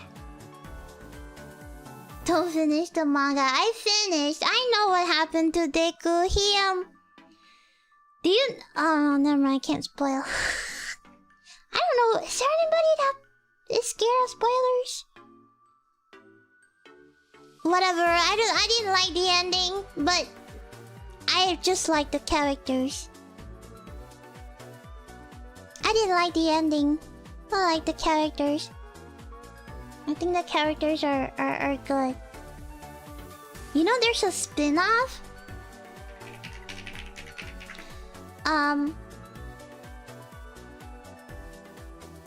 There's a anime called Vigilantes, which is amazing, by the way. I don't know, but I feel like this show has better writing than My Hero Academia, and the characters are so likable, and the characters are more focused. So, you know, if you like it, you should give Vigilantes a try. I think it's amazing. My Hero Vigilantes. Yeah. I really like it. I really like it. Yeah, I really enjoyed it. I feel like the characters are better. Like, the characters feel more... feels more likable compared to, like, some Boku no Hero. You can tell, like, some characters are just really flat, and some are really good. Yeah. So you should give it a try if you like it. Yes, and Vigilantes is a prequel to My Hero Academy. Yes.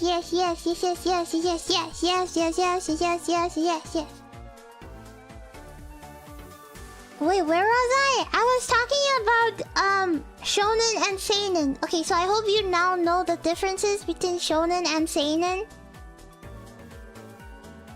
And now I want to move on to shoujo and josei. Okay, let's talk about shoujo and josei. The difference between shoujo and josei is the same thing as shonen and seinen. Shoujo is the opposite of shonen. It is aimed for girls that are like 10 years old to 18 years old. So Sailor Moon is josei. Josei, you would notice that josei you notice that shoujo anime, and a lot of times this will answer you a lot of questions.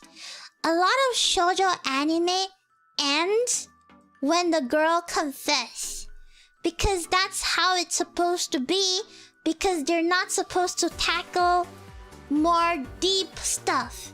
They're not supposed to tackle deep issues, marriage, relationship problems, because it's meant for young girls. People who are under 18 will not understand mature or fights compared to adults. Yeah.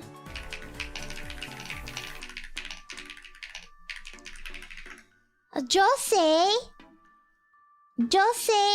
is for adult women. And again, shoujo anime targets young girls. And josei anime targets adult women. So they're more realistic, more mature. Let me think of like anime that fits. For example, Honey and Clover is a josei anime. Nana is a josei anime because it's more mature, while shoujo is more innocent, high school love, innocent love, fantasy, often in high school, while josei is often either working or adult, college, more mature relationship, shows more struggles compared to shoujo. Nana is josei. Nana is pretty dark. Nana is not written for primary for a little girl, man. Wait, what is that really popular anime?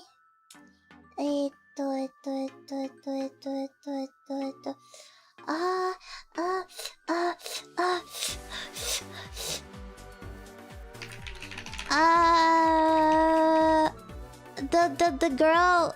Why is my memory so bad? Mao. Apothecary. The Apothecary Diaries. Are you? Is it show? Is it shoujo or josei?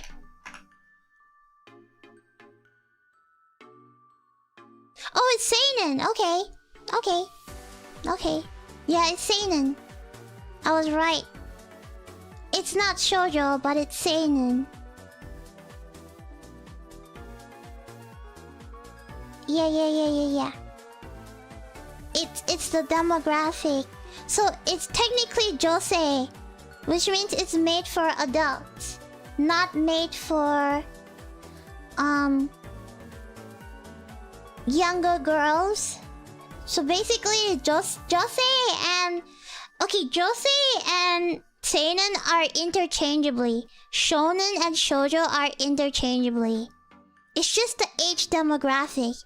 A show can be both shonen and shoujo at the same time, and a show can be both josei and seinen at the same time. It's just really the age group. Doesn't matter if you're a boy or girl, it's more like the maturity level that you have at a certain age point in your life to understand deeper, mature tones. Not really gatekept by, oh, this is for girls or this is for guys. No. It's more like, this is for children and this is for adults.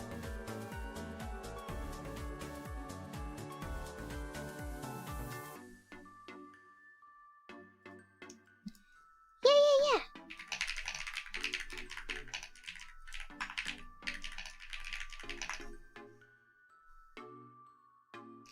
Uruka got mad that people would relate that to Chinese, but Apothecary Diaries is not Chinese. It's a fictional universe based on Imperial China, but it's not. It's not. It's Japanese. It's not Chinese. She's right though. It's inspired, so it's not.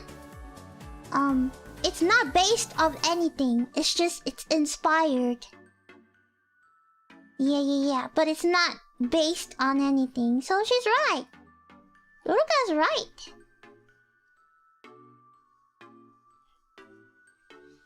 Uruka's right. You should listen to Uruka. She's always right. Yeah. And I'm sorry if I reply you late. It's just my thingy is delayed. My chat is a little delayed, so forgive me.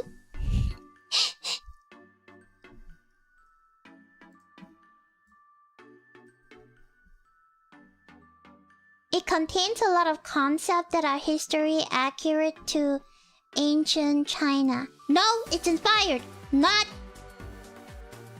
one-to-one. Okay? Inspired does not mean the same. Okay? Inspired, fictional, not copy, not same. Okay? Not same. Not same. Anyways, I will give you a few examples of shoujo and josei. Normally, shoujo anime are mostly targeted to young girls. And mostly they are targeted... It can be young boys too. It's normally about friendship, magic, overcoming obstacles. You know, Cardcaptor Sakura is shoujo. Shoujo is not always romance. There's a lot of anime that are not romance and is shoujo. Yeah. And josei is just for women, like older women. So they're all it's just honestly really demographic. It's not like, oh, this is for the males, this is for the females. No, it's just demographic. People have to... It's the same thing as movies that are rated 18 and rated PG-13. It's the same exact thing. Not saying, oh, this movie is rated PG-13, which means girls can't watch it. Only it's meant for boys. No, it's meant for everyone. That's PG-13. So, that's just how you see it.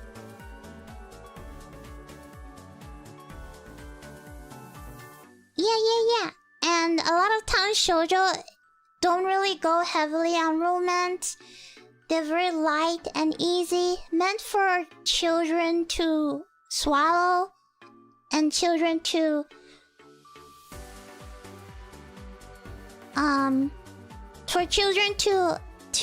understand and digest. So it's not really it can't be very deep. And just like how shonen is very much male wish fulfillment, shoujo oftentimes is female wish fulfillment. For example, you know, they want to have very cliche romances, over the top romances. They want to have cute group of friends, you know. They want to have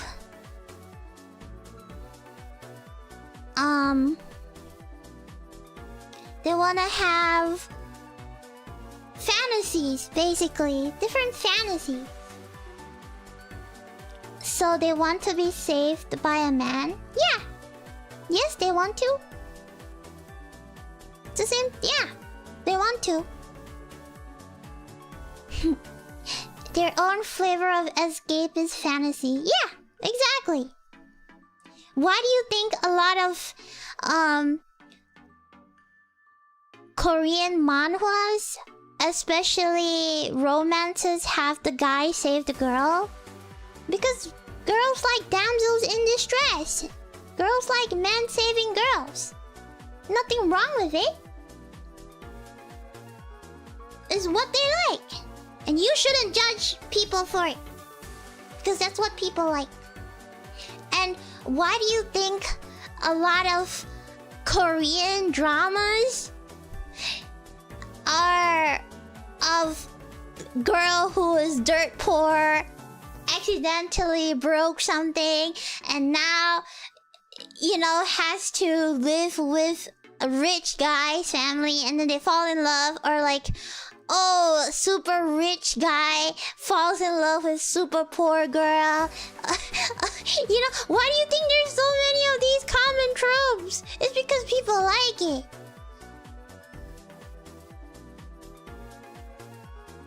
Yeah, it's because people... What if they like being judged and mocked? Can you... I don't understand what you mean. Because people like it. But with me, what if their opinions are 5% different from me? Then you have to accept people have opinions. Not everybody has the same opinions as you have. You have to agree to disagree. And you have to let go that people have different opinions other than you. And you can't take it to heart. Because if you do that, you gotta touch some grass. Because that means you get rage baited by people. Yeah, like my CEO romance. Why do you think that a lot of popular Korean drama tropes are always this hot CEO falls in love with this poor girl? You know, it's just like a little fantasy. It's the same thing as why a lot of men have a harem. You know? It's the same thing as why a lot of harem anime is a lot of girls, they like the guy. You know? If you think of it from a male point of view, you're like, nothing wrong. I wish a lot of girls would like me too, you know? And then if you think about girls fantasizing of like men saving them, it's like, ew, that's disgusting. Like why do you always want to be saved? You know? But if you sit down at a girl's perspective, it's like, oh, I just want a guy to save me and for him to be rich. Ew, what the hell? Like, you're a pervert. You want so many girls to like you? Same thing. It's just perspective, really. It's just really perspective.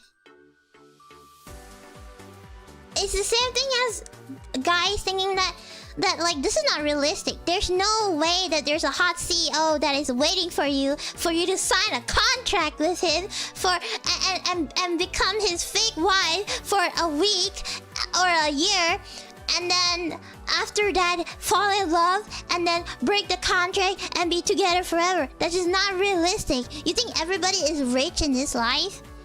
And it's the same thing as girls thinking like, you must be delusional to think that there's a lot of girls that like you. And a lot of girls that want to marry you. It's like the same thing, honestly. It's just... It's the same thing as a lot of guys, they freak out about BL because they're like, ew, guys kissing guys, yuck. Same thing as how girls would freak out when they see Yuri, like, ew, like girls kissing girls, oh, that's disgusting. But then guys have no problem with Yuri and they're like, you're weird, why do you think like girls kissing girls is... I think girls kissing girl is hot. But I think men kissing men is disgusting.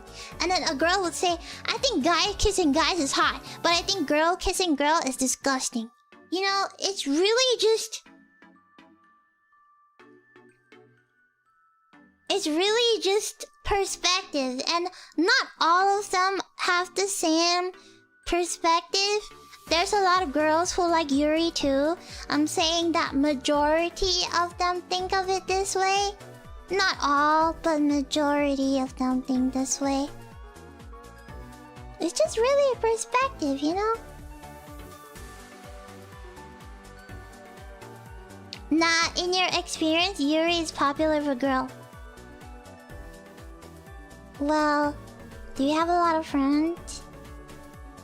I think Yuri is popular because girls kind of act...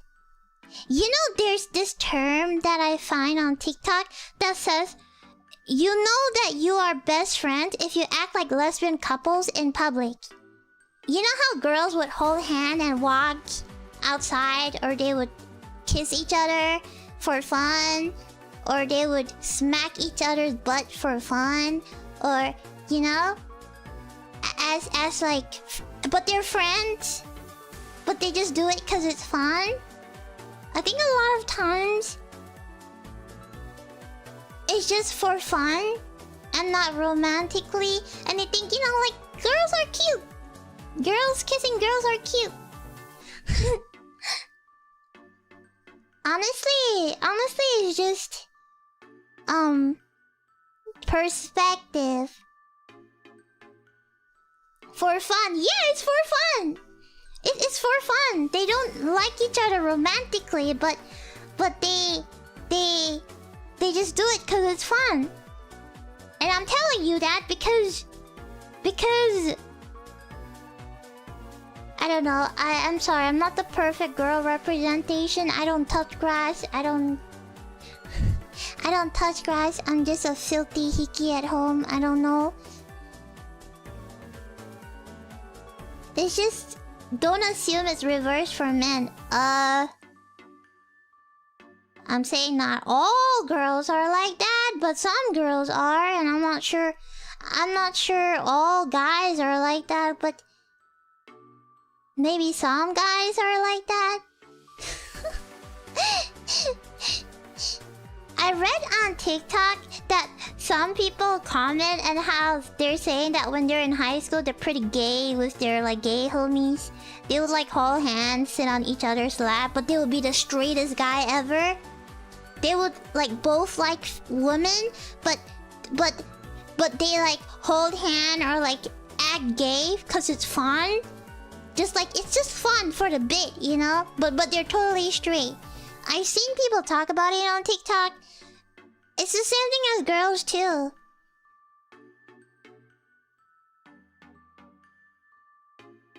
I don't know, maybe it's cultural difference. Maybe it's just cultural difference, you know? Homies being homies, bro. Yeah, homies being homies. Homies being homies.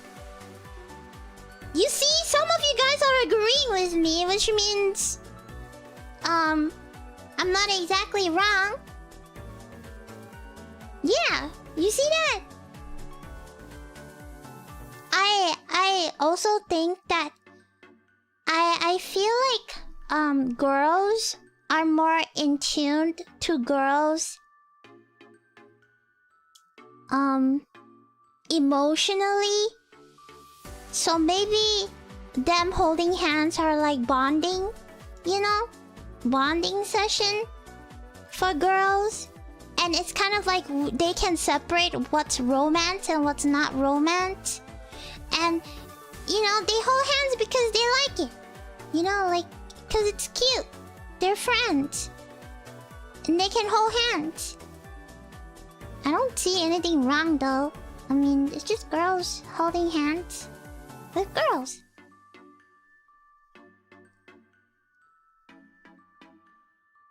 Yeah. Yeah. It's just girls holding hands with girls. It's like girlhood, you know? Girlhood. Hold hands, care for each other. Yeah. Like a really close best friend. Yeah. I don't know, maybe it's just societal pressure. Maybe guys can't do it because people might judge them as gay, you know? Maybe. I don't know. I don't go out. I don't touch grass. I'm not the perfect person to talk about this kind of thing. I don't know. Yeah, I don't know. Like, there's like this old show called Fushigi Yugi. Fushigi Yugi is shoujo. Yeah.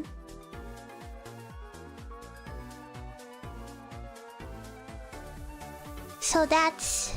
Do you know that shoujo anime is very, very popular? You would think that shonen anime is popular, but shoujo anime is very, very popular. And a lot of times they boost up the economy because a lot of older women with a lot of money loves reading shoujo because it kind of gives them something that they wish they had. Like, oh, I wish I had a young, innocent high school love. You know? And because of that, they like back up the economy a lot. And so shoujo anime became insanely popular. Yeah. Like insanely popular.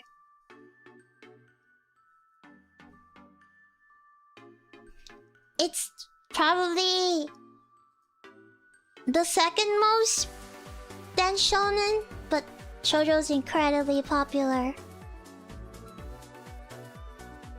And then that's 4, right? Josei.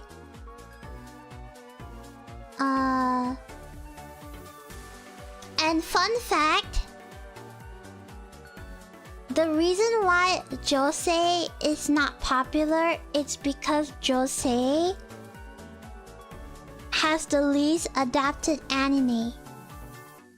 But Josei manga is very, very popular. Like super, like Honey Clover is Josei, cause it's very mature. It has romances, but it's more mature. People go into more problem. So yeah. So I don't really like, you know, that people kind of categorize it as, oh, this is for the woman, this is for the man. Whatever you want to read, you can just read whatever you like. Whatever genre you like, whatever demographic you like, you can read. But just, it's kind of like a backbone in your head. When you're like, why is shonen so bad? And like, why is shonen so... There's no growth. It's just so childish. Well, yeah, because it's written for kids. That's why it's childish. Or like, why is shoujo romance anime, no, they don't have growth? Why don't they talk about deeper problems? Because it's made for young girls. What you're looking for is josei. That's more mature. You know, like watamote? I have a crush at work. Those are josei. It's targeted for adults. So you would probably find things that you like from there. So it's kind of like a backbone information for you. Yeah. Yeah. And there's another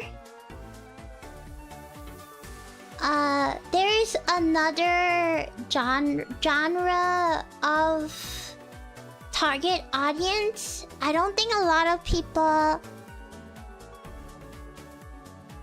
know, but it's called kodomo muke Kodomomuke, Kodomuke.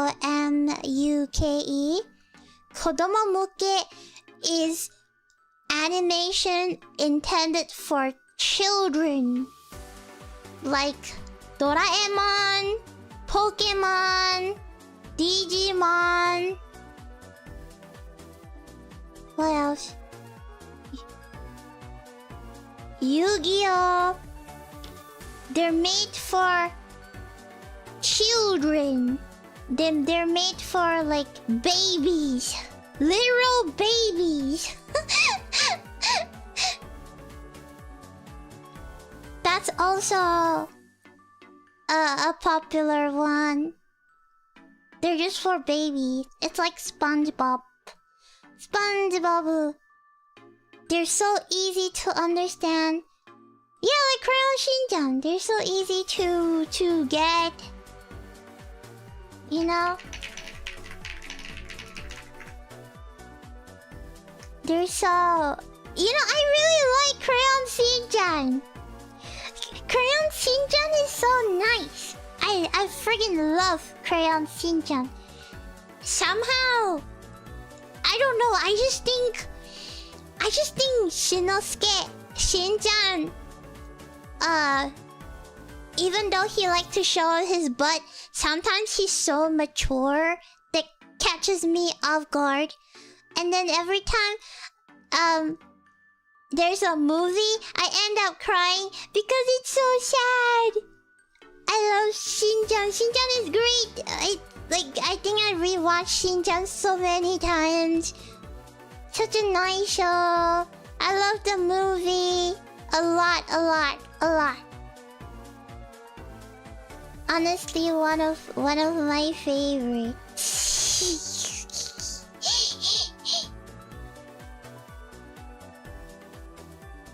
One of my favorite.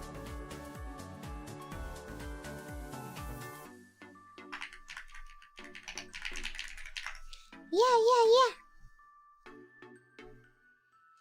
Why would you consider Ebitu? Oh, Ebitu, the Hamu. I think that's pretty mature. I think that's for adults. Maybe it's Josei. Cause it has a lot of dirty jokes. It's more, I don't think it's for kids.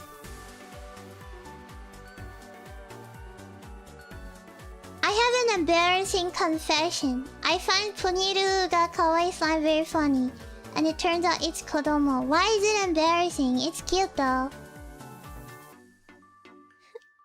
It's cute though. The only anime your dad likes is Shin-chan. It's because he grew up with Shin-chan. That's why he likes it. Yeah. It's cause they grew up with Shin-chan, then they were like Shin-chan. I like Shin-chan, man. I just think Shin-chan movies are goated. I rewatch a lot of Shin-chan movies.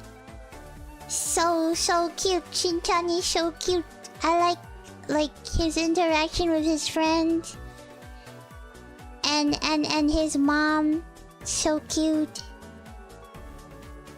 Just like Doraemon. I really like Doraemon. A lot of times people would say this anime is goated because they watched it when they were kids. And because they watched it when they were kids, there's a lot of memories and nostalgic memories that comes with it, which makes it good. Even though sometimes the show may be mid, or it's just okay, but it would forever have a special place in your heart because you watched it as a kid, so you have like a super high praise for it, which is normal. It's perfectly normal. I'm just spotting it out for you guys. Like a lot of times it's the nostalgic factor, you know? That boosts a show up. Yeah. Yeah.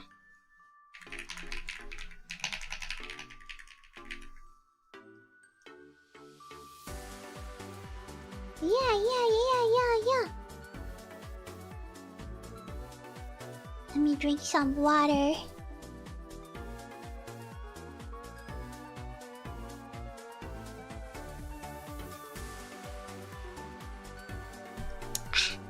Digimon? Honestly, I love Digimon. But I just think that it's very messed up. The fact that when children grow up, they can't access the Digimon world anymore. And I got severely traumatized because I started Digimon and I got really, really attached towards the characters. Like I'm going into, you know, an adventure. 7 kids got isekai'd into a digital world. And then they focus a lot on the relationship, you know, between the characters and their Digimon, which I really enjoy. I would never skip a butterfly opening. And then I think that they're very goated. You know, I think that the original Digimon squad is super goated. Cause I grew up with them, you know, like Taichi and Agumon, Yamato, Gabumon, Xora, Biyomon, Koshiro, Tentomon, what is Mimi and Palmon. I just got very attached to them. And then after that,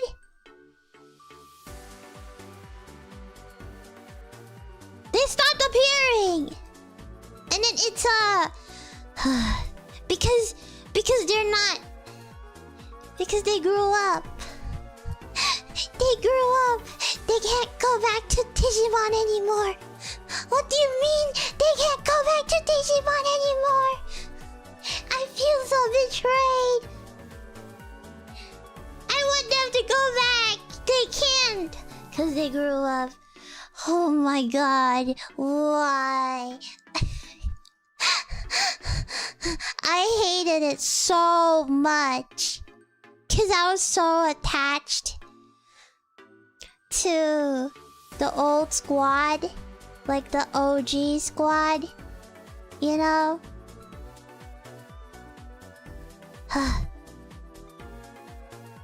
They grew up. Yeah, but they don't have to grow up. Why can't they just extend and extend and extend so they don't grow up? Why do they have to grow up? Was it the brother?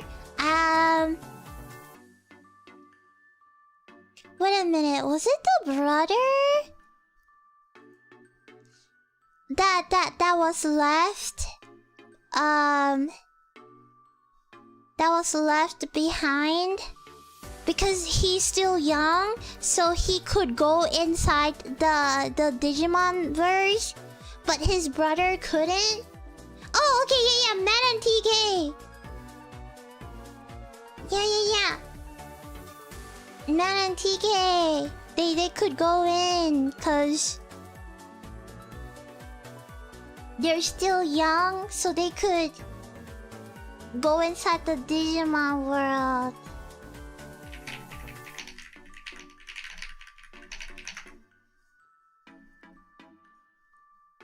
It's just so sad. I just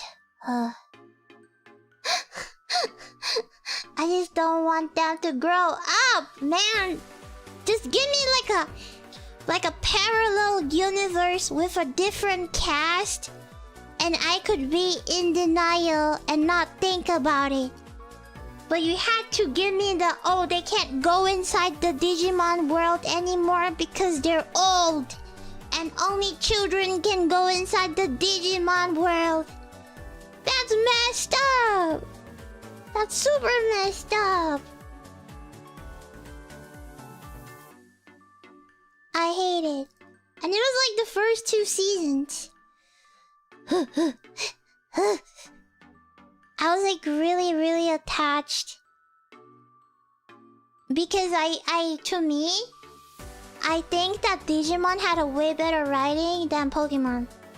I think that the growth, the relationship between the characters and their Digimon is way more superior than Pokemon's relationship between the trainer and the Pokemon.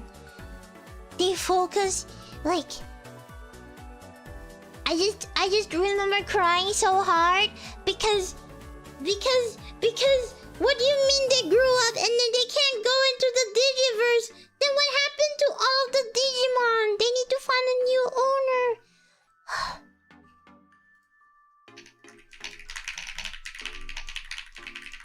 Like, what do you mean?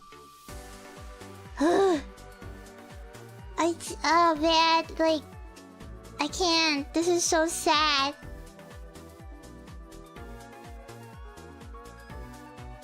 Like, you know that part when they have a Digivolving? They have to Digivolve their Digimon?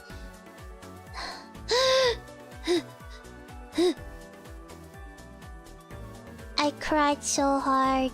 I couldn't do it. Yeah, Digimon partner feels like they were chosen. And then a lot of time, they... You know, a lot of times... They... I don't know, it's just the fact that they had...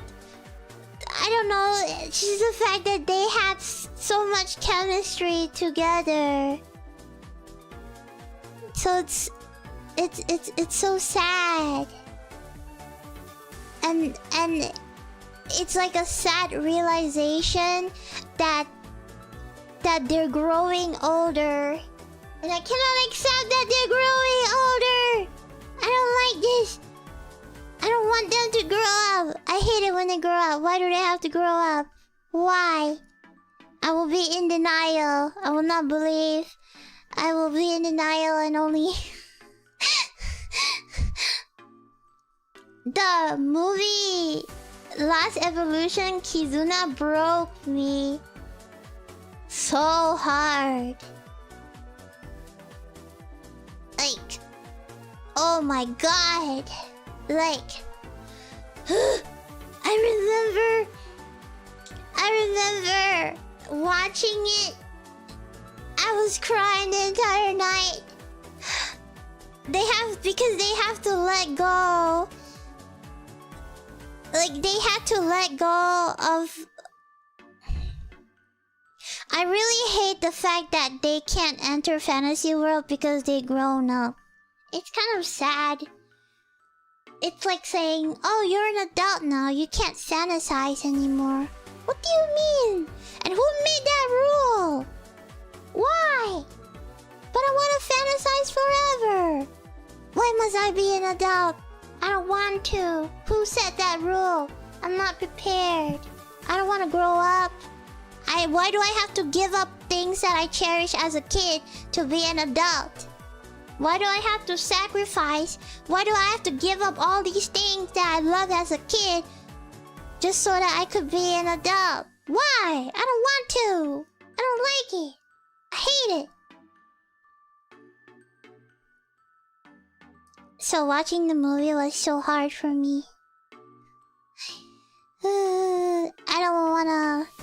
Don't like it.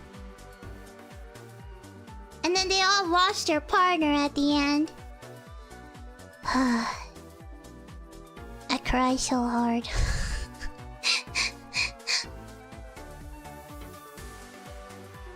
I cried so hard. I don't know, man. But yeah, that was my Digimon rant. I wish it didn't have to grow up.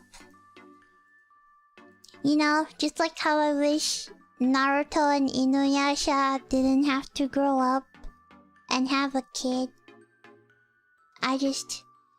It's so weird to see honestly, it's so weird to see Naruto as a dad. It's so weird to see Sasuke has a dad. It's so weird to see. I don't know. What the freak? Ugh. It's so weird. I don't wanna grow up. I don't wanna face the world. It's so weird to see Inuyasha have a kid. What do you mean he has a kid? It's so weird. He does not seem like a dad to me. What do you mean What do you mean Sesshomaru has a daughter? What? Oh my god. I can't... Honestly, I am in denial, so I like to believe that the franchise never existed and it's just another money-milking franchise. And I refuse to believe that it's canon because I just cannot accept that they grow up and have children.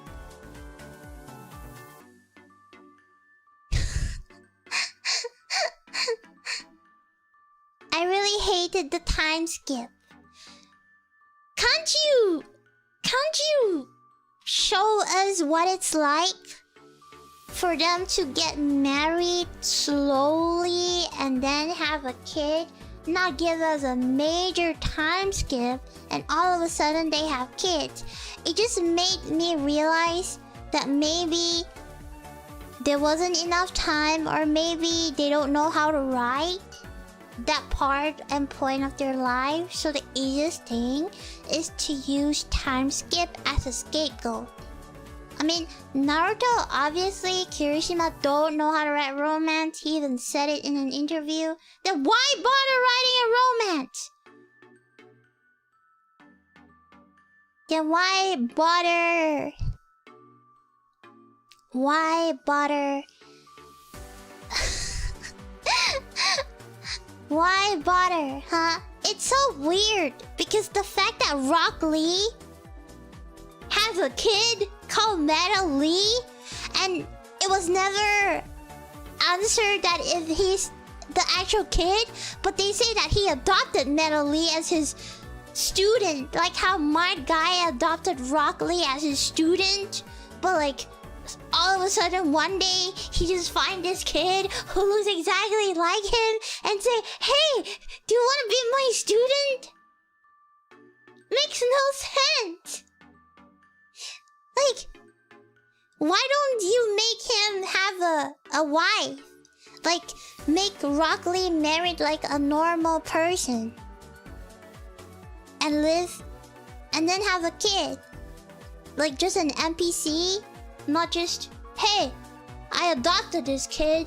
He's..." And Metal Lee don't even call Rock Lee his dad. It's like sensei. Like my guy to Rock Lee, you know? But I love my guy. My guy is amazing. He's such an aura farmer.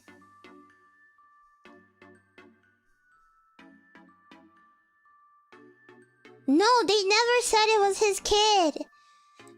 They said he's adopted. And then some people theorize that that it might be Tenten, but no, Tenten. I will forever be so mad because Kirishima made Neji die so that Hinata could be the head of the Byakuran family for the story. My dude Neji died for nothing. And the fact that there wasn't a mourning scene when Neji died, the fact that there wasn't a special scene of Tenten's reaction to his death, the fact that they never gave him a funeral and they never talked about him after he died is diabolical. He just got erased from the storyline.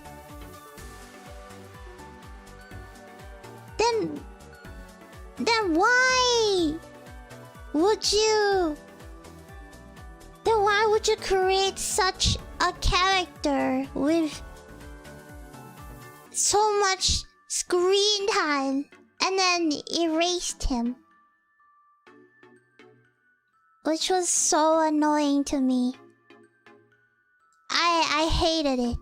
That was when I really didn't like Naruto. That was when I kind of think that the writing has gone to waste. But then I still would say I like Naruto because even though it's bad, I still like Naruto because I'm very attached to the characters. I just really think it's a waste of character, man. I was really rooting for Neji and Tenten, okay? I was watching anime AMVs on YouTube about them together. And then they just killed him off. And then they just made Tenten a single person. Feels so weird. No hate to Choji, my dude. But why does Choji have so much family and kids? And Tenten doesn't have anyone? What a sigh. Have so much screen time and family when he's barely in the anime. And then like... I don't know. I used to really...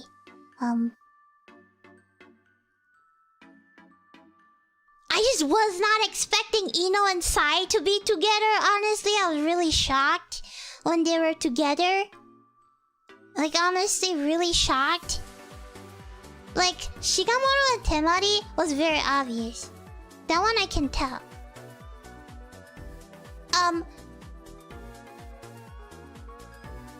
I wish Naruto would have ended up... I don't know. I am a big hater. I think Naruto and Hinata don't make sense. I just don't think they're meant to be together. Yeah. I mean... I will just pretend it didn't exist. Beep beep. Whatever, man. It's just so lazy for me. So I don't see it. I don't care. I don't see it. Hinata liked him from the start though, but he didn't like Hinata anyways. He's not a good dad. He's also not a good lover. And he's also not a good boyfriend.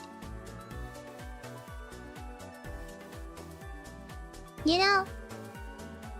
They deserve better. Just like how I don't think Sasuke should end up with Sakura. Cause it's so one-sided. I feel bad for Sarada. She's like, I don't even have a dad. They deserve somebody else. They deserve people that actually care. You just jealous that Naruto is happy and have 2 kids. Ooh, is that projection, Cherin? I smell projection. You mean you?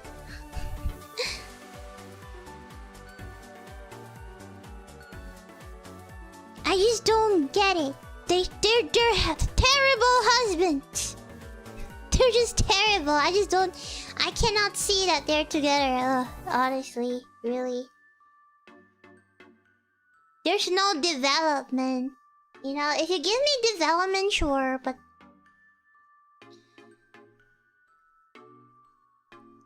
It's the same theory as everyone can have children, but not every dad is a good dad. You can have children, but you may not be a good dad, you know? But yeah. Oh well, whatever. This is like another case of...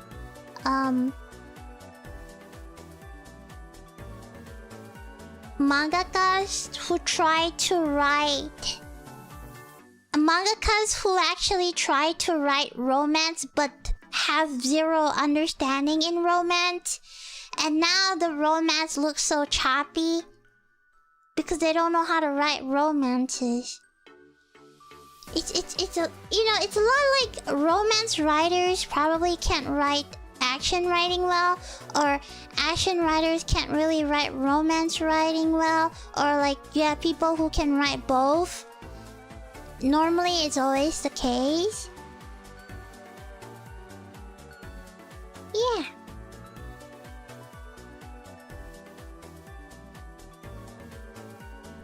What is your favorite anime? Boku... Are you trying to say Boku no Pico? It's kind of crazy that people always like... I don't know, I just think it's funny.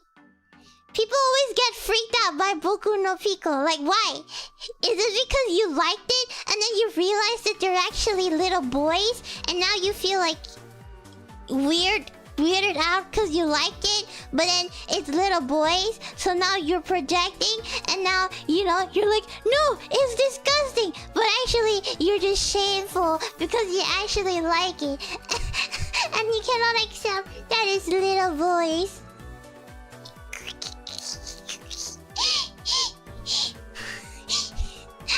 Come on, it's so old now, you know? It's so old now! The Boku no Pico meme is so old. It feels like when adults trying to say skibbity. It's just so old. It has been a bait for 20 years. I just think it's really funny. It's just really funny. Some people are like... It's kind of like Rickroll. Yeah, it is kind of like Rickroll. It's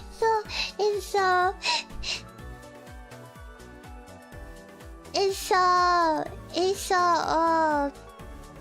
Oh, and then it's the same thing as Yosuga no Sora. You know, you know. They're like, what anime do you like? I like Yosuga no Sora. And then people freak out. Honestly, I think Yosuga no Sora as a light novel is peak writing. I just didn't like how they portray him in the anime because it makes him look like a womanizer in the anime. You see, people go like, oh no, not that anime! Oh no! No, not that anime! Not that anime! I think the writing is pretty peak though. What are you INCEST. What are you afraid of that 6-letter word? Hey, you like a lot of degenerate stuff, but you stop at family relation. You know, it's funny because I personally played Yosuga no Sora light novel, the visual novel I played, and I think that the writing for... Because in order to get to his sister, you have to play everybody's part. After you finish playing everyone's part, then you'll get to the sister. That's just how it is.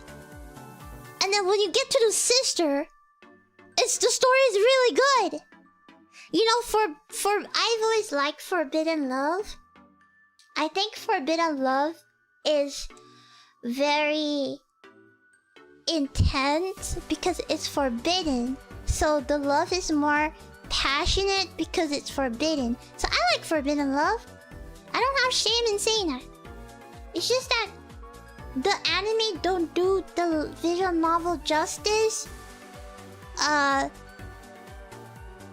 the writing in the visual novel is really good. But then the anime just makes him sound like a womanizer. So I didn't really... The anime has a bad pathway. So jokes aside, Yosuga no Sora is pretty good.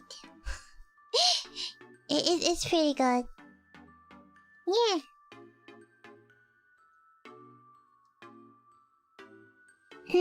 Well, I for one can differentiate fiction and reality. Everything is good when it's 2D.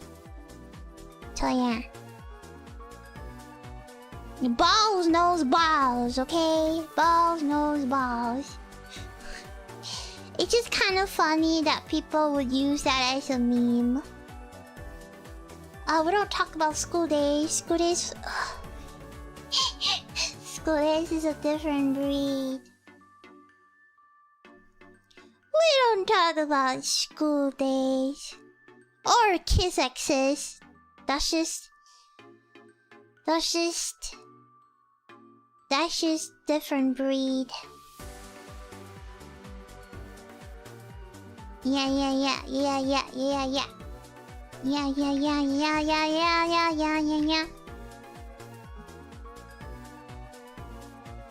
Aki Sora? I think Aki Sora is a hentai, no? Right? But Aki Sora is not part of... Aki Sora is a separate series. Aki Sora has no relation and connection to Yosuga no Sora.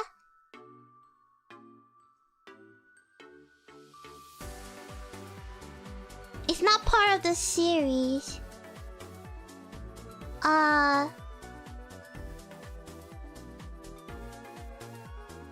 So watching them before and after has no... Yeah, they're not related. Yeah, they're different. It's like a different series, all in all. It only has yeah. It's like a totally different thing. Although it's under the same thing. I also like Kiss X's. I didn't even know it was a hentai. I just watched the anime and I was like, oh, okay. I watched the whole Kiss X's and I was like, oh, this is so cute. You know, like, it's just this guy with his older twin stepsister that play together. By the way, I watched Kiss X's when I was really little. really little. Younger than what I am now. And I thought the show was cute. And it was only maybe in a few years that I realized that it was hentai. I just watched through it and I thought, oh, this is cute. It's just... this guy has two twin sisters that like him. I didn't even know it was hentai. I just watched through it. I just watched through the whole thing. I was like, yeah. It's like me watching Rosario X Vampire. I didn't even realize it was like... oh, yeah, because I watched it censored. That's why. There's a lot of anime that are actually hentai, like To Love Ru. I watched when I was really young, when I was baby. I just watched To Love Ru, and I thought it was really cute because I really like the vampire girl. And I watched like Rosario and Vampire, and I thought like, yo, this is so nice. What? This is so nice. I like this show. And it was only... like... I don't know. You know, I watched Freezing at the same time of me watching Kiss X's. Like, I watched a lot of hentai shows. Not hentai, ecchi, maybe. Ecchi shows. And I always thought, it was so cute, and I just somehow finished it without even thinking that it was ecchi. Somehow... it didn't register in my head that it was supposed to be ecchi. Like, I would watch Freezing, and I was like, oh my god, why are they choking each other? And then it never really registered in my mind that it's ecchi. I just watched through it, like a show.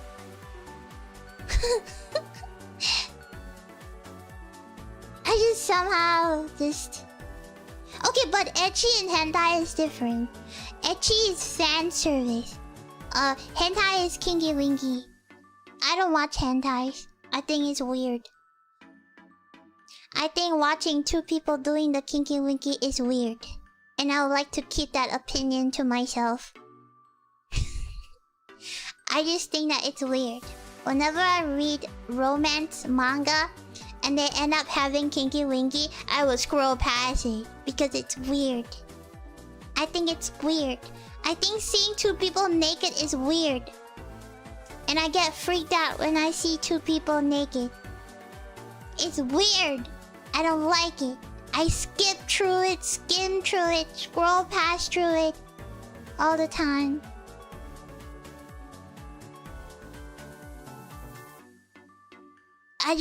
It's so embarrassing. It feels embarrassing to watch two people naked. I can't. I get creeped out, man. I get so creeped out when I see. I can't do it. So I just skim through it all the time. It is not for me. It's not for me at all. That's why people always ask, but Wemi, but you read this show and this show has kinky scene. Well, yeah, I skipped through it.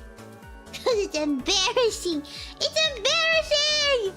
Watching two people kiss is already embarrassing enough. Oh my god! You know, watching two people naked doing a kinky winky is the same level of embarrassment of imagine your parents doing the kinky winky. I cannot survive this level of embarrassment. I just scroll away and skip through it because it's so freaking embarrassing. It's like seeing your friends doing the kinky winky in front of you. Oh my god! No. No way. No thank you. And I don't know why people don't believe me when I tell them that. But I have no reason to lie. You saw your parents once? My condolences. Oh. Oh, in the arms of an angel. Da-na-na. Can we have a second of silence for our fallen soldiers?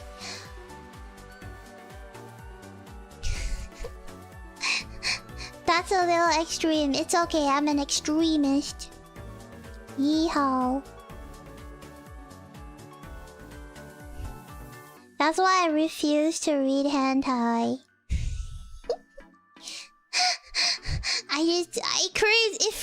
It freaks me out.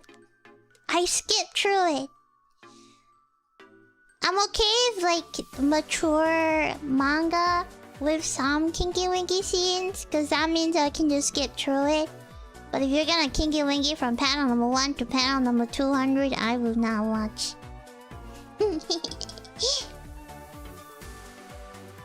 We heard you talk about Legolas dad. Yeah, and I said I think Legolas dad is hot. That's it. I didn't say anything else. Did I say anything else? I did not say anything else, so your point is... Thinking somebody is handsome and doing the kinky winky is two very different things, my dude. That's a bit messed up. I just say he is handsome.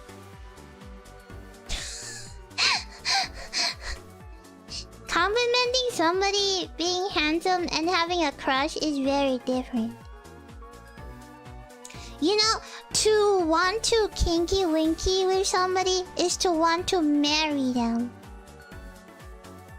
And thinking they're handsome and wanting to marry them is two very different things. Yeah. Yeah.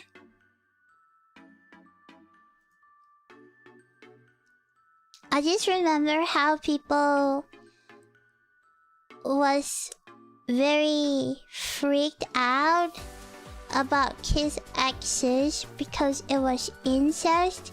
But then it's like, hey, if you know it was incest, why the freak do you watch it? Is it because you watched it and then you like it, but then you're like, ew, it's disgusting? But then why you watch? Why you watch? Why you watch? Could I just skip and not watch? There's a lot of other animes.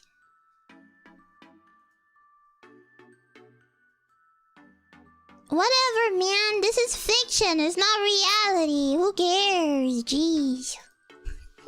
I'm a big advocate in fiction is fiction. Reality is reality. I don't care about anything that's not 2D. 2D is the best. 2D is the best.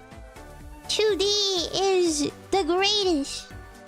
Fantasies happen because you can't do it in real life. Fantasy happen is because you don't want to do it in real life. But what if? Fantasy is for the what ifs. What if I was in a parallel universe? What if I was this? What if I was that?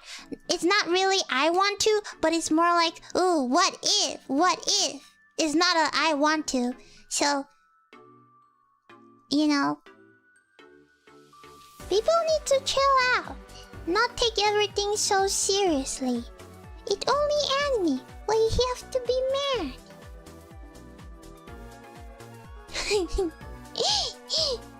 It's only anime. Why you gotta be mad? That's why I really dislike people who like psychoanalyze an anime character and give it like a thesis essay about how this character is the way this character is because of the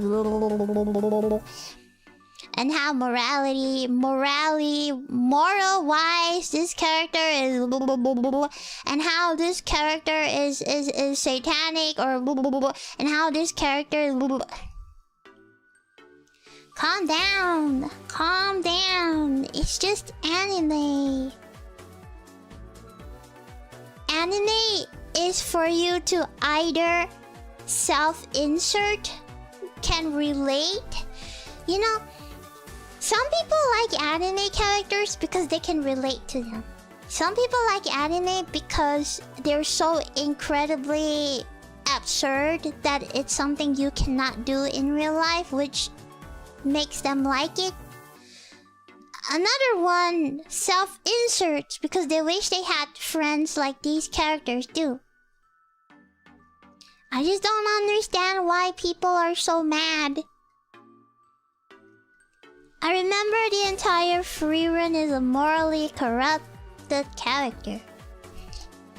Like what? Oh, because devils! Oh my god, because demons have free will! Because demons can be good too! Sir, not in this anime! In this anime they can't! Why? Because the author said so. And we should respect what the author say. Because that's respecting this anime. If you are complaining about something, then you're not even respecting the author. You are just being selfish because you want to put your views onto this show and not respecting what the author has set up. I just think in the whole case, for how morally corrupt Freerun is, the fact that people are mad that the demons in the show are born evil and that they can't have free will to be good. It's also a reason why I really sometimes dislike the whole some villains are bad because of what they experience and how some bad people are actually good. Sure, you know, it's nice to have a villain to empathize with because now you know the reason why they become a villain is because they have sad backstory. But people tend to antagonize other shows with villains that are mean because they're mean. And then they hate it and they say it's a lack of character because they're born mean. There's no character development. What do you mean? Why can't they be born mean? Why is being born good, okay, but being born evil, bad. Do you not realize that humans are born evil because they have sinned? Because Adam and Eve decided to eat that stupid apple? So every human was born with sin, okay? Every human was born a sinner. You don't talk about that. It's just so mad.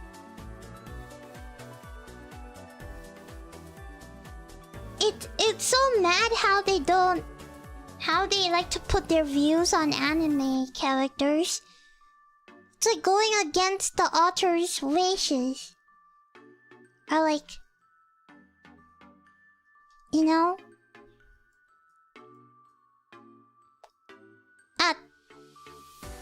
So basically people projecting their own headcanons onto the characters. Yeah, Elden. Thank you for the super. Exactly. No wonder your mind is in the gutter like Claro.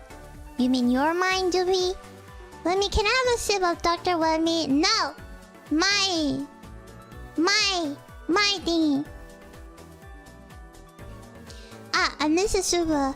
Has Wemiko watched Backstreet Girls Goku Dolls? Yes, I have, and I actually talked about how much I love that show because it's one of the GOAT. I love my Yakuza Goku Dolls. They're one of my favorite comforting, messed up shows.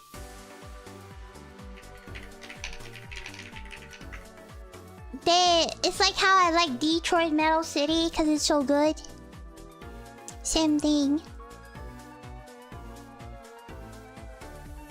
But yeah, whatever, man. I just think that some villains can be evil. And evil is not born, it is taught. Whatever, philosopher. Why don't you go and write a book? My god. Not everything has to be philosophical. Sometimes we just wanna write a character, that's it. You know? Yeah.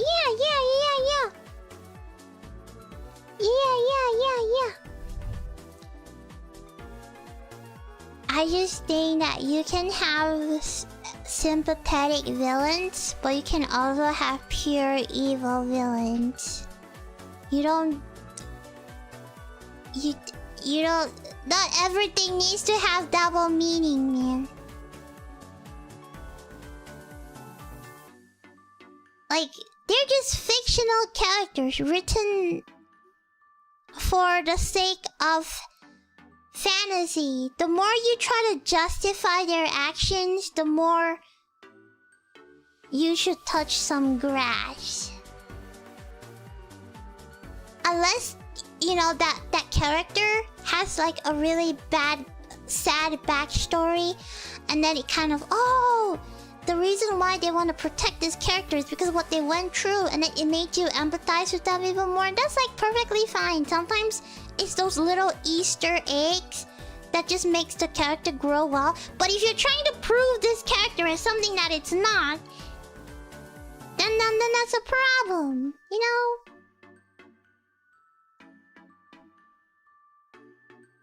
Yeah. It's like when you go to Rotten Tomatoes and you wanna watch a movie and you read the reviews, especially the reviews by critiques, and you're like, what the heck is this paragraph of nonsense? I just wanna know if this show is nice or not. Same thing. Sometimes good characters don't need to become complicated. I like that. I like that villains have a backstory. It just kind of make you sympathize with them. But I also like villains that are just pure evil, manipulative, pure evil, just wants to rule the world, have no backstory, is just mentally messed up in the head, and is just evil. Because freak humans. Why do I have to like humans? I'm way above humans. Maybe because they're so unlikable that people just hate them, you know? Maybe that's why. Yeah, maybe that's why. Yeah. Yeah.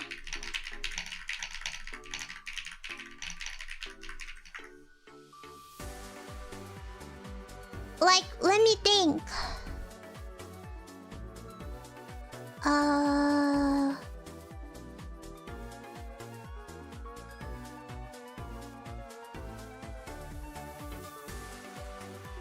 You see, I feel like Aizen is the perfect example of a villain without a backstory, because you don't need to sympathize for a villain. You don't have to sympathize for anyone. And I think Aizen from Bleach is the perfect example of a well-made villain without a sad backstory. And I remember that Kubo Sensei specifically said he didn't want to give Aizen a backstory because he complained that villains always have backstory, so you can sympathize for them. And Kubo Sensei didn't want anyone to have sympathy for Aizen. Like, he needs to be a villain that you don't like. He needs to be a villain. You can't sympathize with a villain. So he's such a well-written villain. You know? So yeah. Whenever people talk about like how like, oh my god, like this villain is just not like, you know. Yeah, I will always pull out Aizen. Aizen is the perfect example of a good villain. Yippee! It just feels like a lot of villains must have a sad backstory so you can empathize with them. But then did we forget that villains are meant to be evil? And sometimes people just are evil. Why do we have to sympathize with every single evil character, man? You know, it's kind of like when you watch a show and you hate this guy because he's such a bad person and you hate him. I think that person did his job well for you to hate him. That's the intended audience. That's the intended target, is for you to dislike him. Then he has done his job. Then he's a very well-made character. You know? Yeah. Exactly.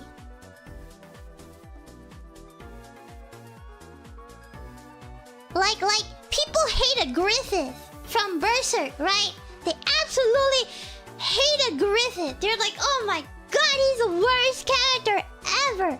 But I think he did pretty well as a villain. I don't know. Although I think he had like a sad story anyways, whatever. People were like, I remember people were trying to justify and sympathize Griffith. And I just thought Griffith was a really well-made, well-written villain. Like, he clearly is evil, and what he did was clearly wrong. But that's just how he is. He's a madman, so he did his job. You Nerva did nothing wrong.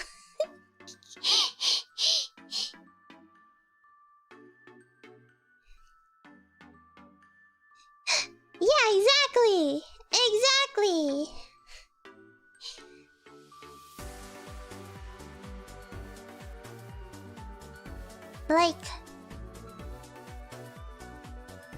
Like, you know, he is like mentally and physically broken. You know, he went to having a lot of military power to losing guts in a duel. And then he slept with Princess Charlotte, lost his military status, he was tortured for a year. And then he went from like, I am gonna do this, to like, I got nothing. And then he just, all because he did it. And that's just his character. Yeah, that's just his character. There's like a lot of debate, man. I just think Griffith was a really well... Like, he know what he wanted. So that's the consequences that he get from what he wanted. Like, people are like, I have no sympathy for him. What he did was wrong. Well, that means he did a good job as a villain, because can we normalize that we don't have to sympathize the villain? You know, the villain is a villain for a reason. We don't have to sympathize and justify what a villain thinks. Sometimes they're just mentally messed up in the head, and it's okay because they're just messed up in the head.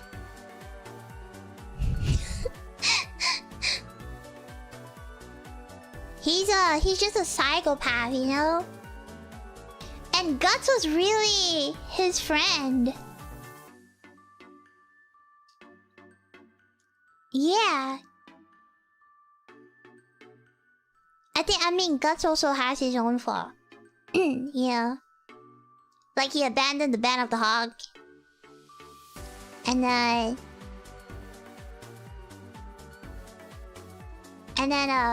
he had no friend, so that, like, Princess Charlotte would fall in love with him. You know? I mean, this is why it's called a dark fantasy show. Nobody is perfect. Yeah.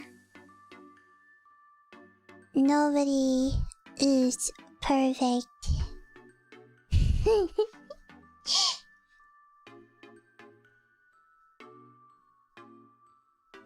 That's why Dio is so goated. I love Dio. Dio is amazing. Who else?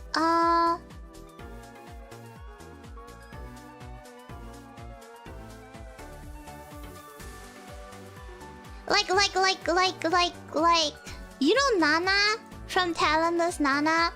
She's a villain. She's messed up in her head. She has no deserving character. She just kills for fun. She just... You know, she just kills for fun. There's no sympathizing for Nana. And that's just really well written. You know?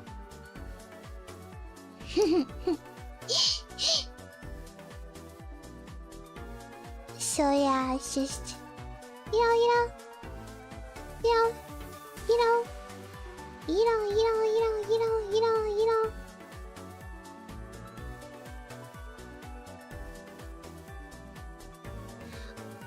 Where is this guy?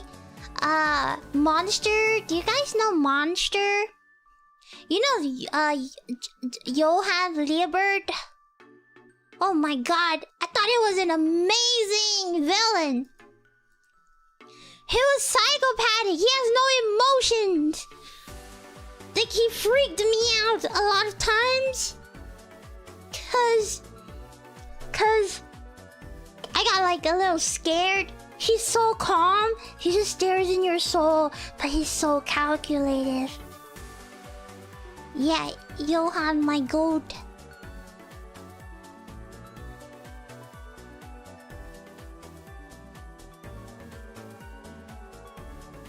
Is insane.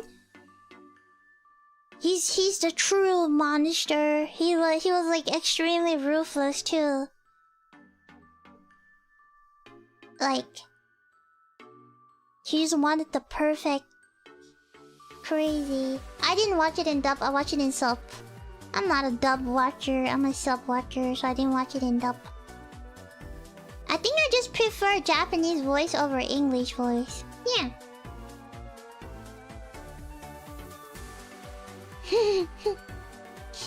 Crazy. He was such a good villain though. He was really the devil himself. It was such a well-written villain. I always get goosebumps.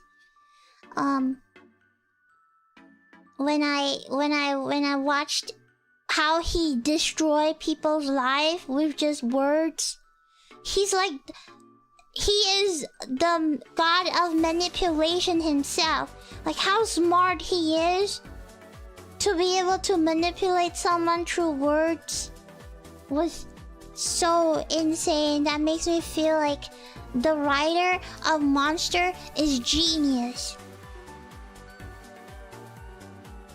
Like I don't even know how can... Sometimes I get very impressed by senseis.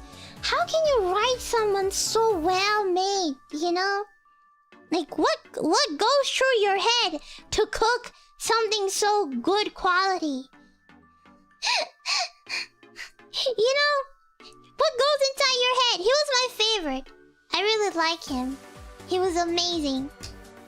He was my favorite villain for a long time.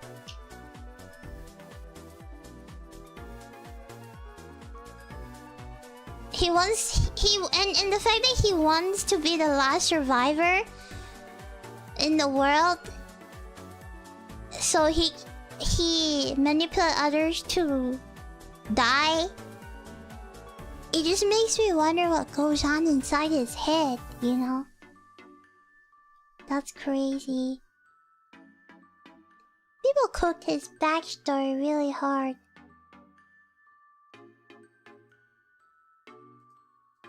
You're a dub watcher, but you're really picky about them. I honestly believe that English dub has been centralized. And honestly, I think that English dub no longer have the same quality as it used to have in the older series. Maybe like 2010, English dub was still okay, but the fact that the current English dub just feels very bland and centralized. Sometimes it almost feels like AI. It just feels very dull. And I don't like dubs because to me, anime is Japanese. I'm not gonna watch dubs when I can watch in Japanese. But I get why people like to watch dubs. Some people watch dubs because they're more familiar with English. Fair. Some people watch dubs because they often watch anime while doing work or they don't have time to read subtitles. Fair. But dubs can never win subs. Like English dubs can never win Japanese subs because anime is Japanese. Therefore, there's a lot of innuendos and feelings and sentences that is written especially for Japanese that English can never and will never ever be able to translate. That's why sometimes some sentence has more meaning in Japanese compared to English. And sometimes it's always localization fail. Because sometimes English can't really explain the meaning that Japanese would have. So it always ends up wrong. Or maybe not as intended as it would be. Or the effect is not that great.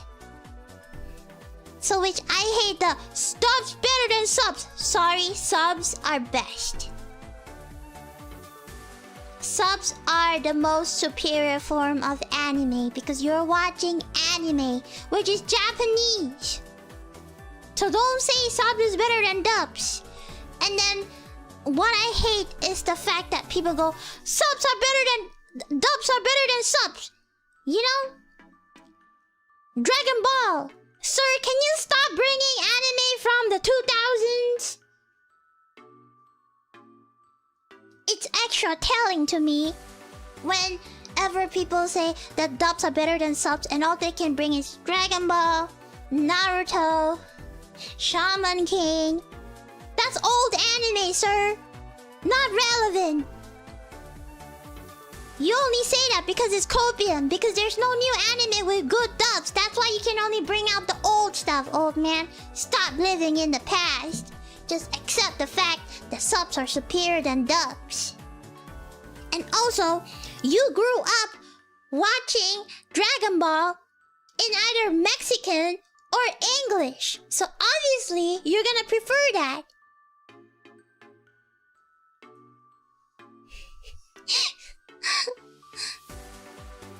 Every single time I read a comment that says dubs are better than subs, like Cowboy Bebop, sir, that thing is ancient relic. It's not relevant anymore. It's like saying skibbity. It's no longer relevant. Nobody says skibbity anymore, okay? That's too old.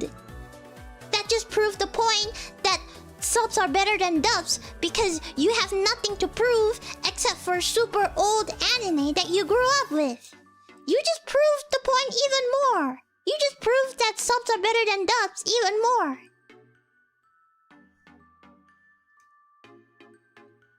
Yeah.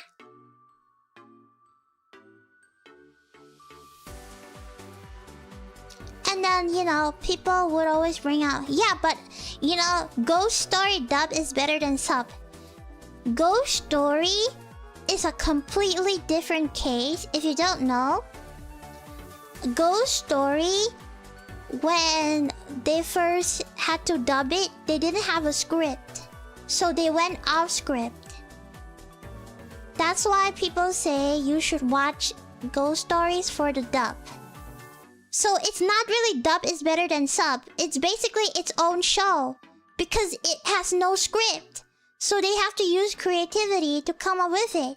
Which does not prove the point that dubs are better than subs. Because there's no script to follow. It's like its own movie. Yeah. It's like an abridged series. It's of its own parody. You cannot use it to compare dubs are better than subs. It just makes your argument even more weaker. If you want to come up with a better argument, you gotta have good sources to back it up. You can't use references from 100 years ago. It does not make sense.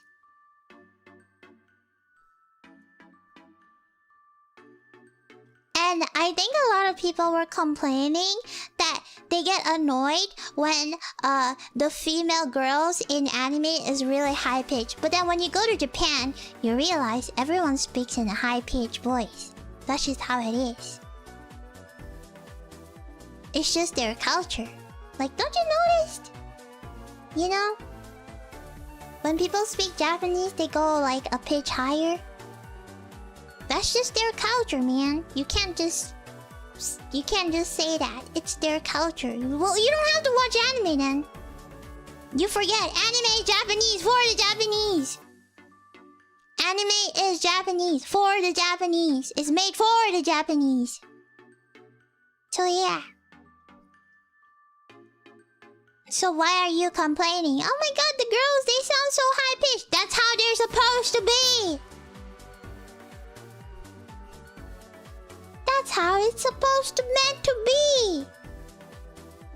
know, when they did casting for voices, they obviously select voices that they want and think will fit well with a character. And so you should respect their decision to do so. Because this is not a dub. This is original voice. Original cast.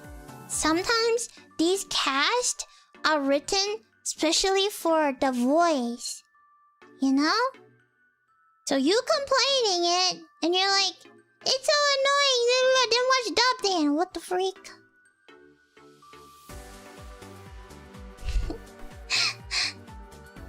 It's very American-centric thing. They just think that they have free rights to do anything. Well, this is anime. Anime is not American. Anime is Japanese. As a weeb, I must stand my point. Anime is Japanese. If you want to watch American anime, you watch cartoons. You watch your cartoons. You can watch your Teenage Mutant Ninja Apples. Teenage Mutant Ninja Turtles. Go watch like Teen Titans or something. I don't know. That's American. That's not anime. The entitlement people have these days. Insane. Insanity.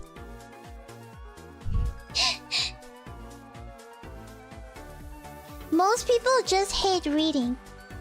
You know what that sounds like? Skill issue.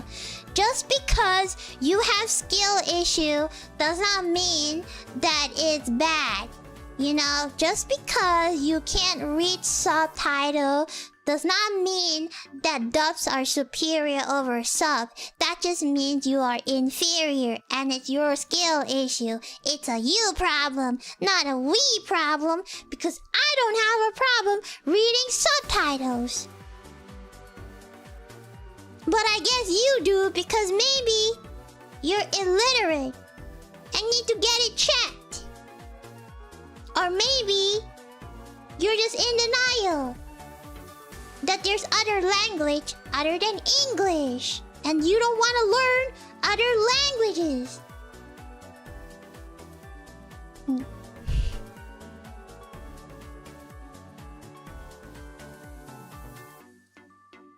Subs will forever be the best because it's original, and original will always be the best because it's what it's intended to do.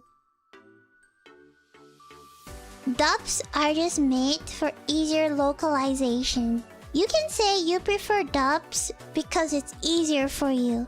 You know, preferring something does not mean that that thing is more superior than the original. The original will forever be superior because that's how it was made and based upon. And because localization issue, dubs will always be badly translated. All of the time I've played visual novels where the English localization is just really bad and a lot of the intended meaning gets mistranslated and misunderstood. You know, it's like people just cannot get over their ego when they enjoy listening to dubs because either they're lazy or they kind of need to multitask, so it's easy for... And also I need to bring up one point. It's not shameful to watch anime in dub because you want to multitask. There's no shame in it. Just own it. Just own it, okay? It's like people are in denial. They cannot accept that, you know, that they like watching dub, so they need to say that dubs are better than subs. They're both different. You cannot... It's like Japanese and English are very different. Japanese culture. English culture. You cannot say that English is better than Japanese for something that is created in Japan. It does not make sense. What are you, a colonizer? You can't... It's so different. They're so different. They're so different. It's the same thing as watching cartoon in Japanese dub. It will feel weird. Like, it will feel weird. And a lot of times... their dubs is because it's easier for maybe children to digest. It's easier for people to digest because they can just watch it on the go.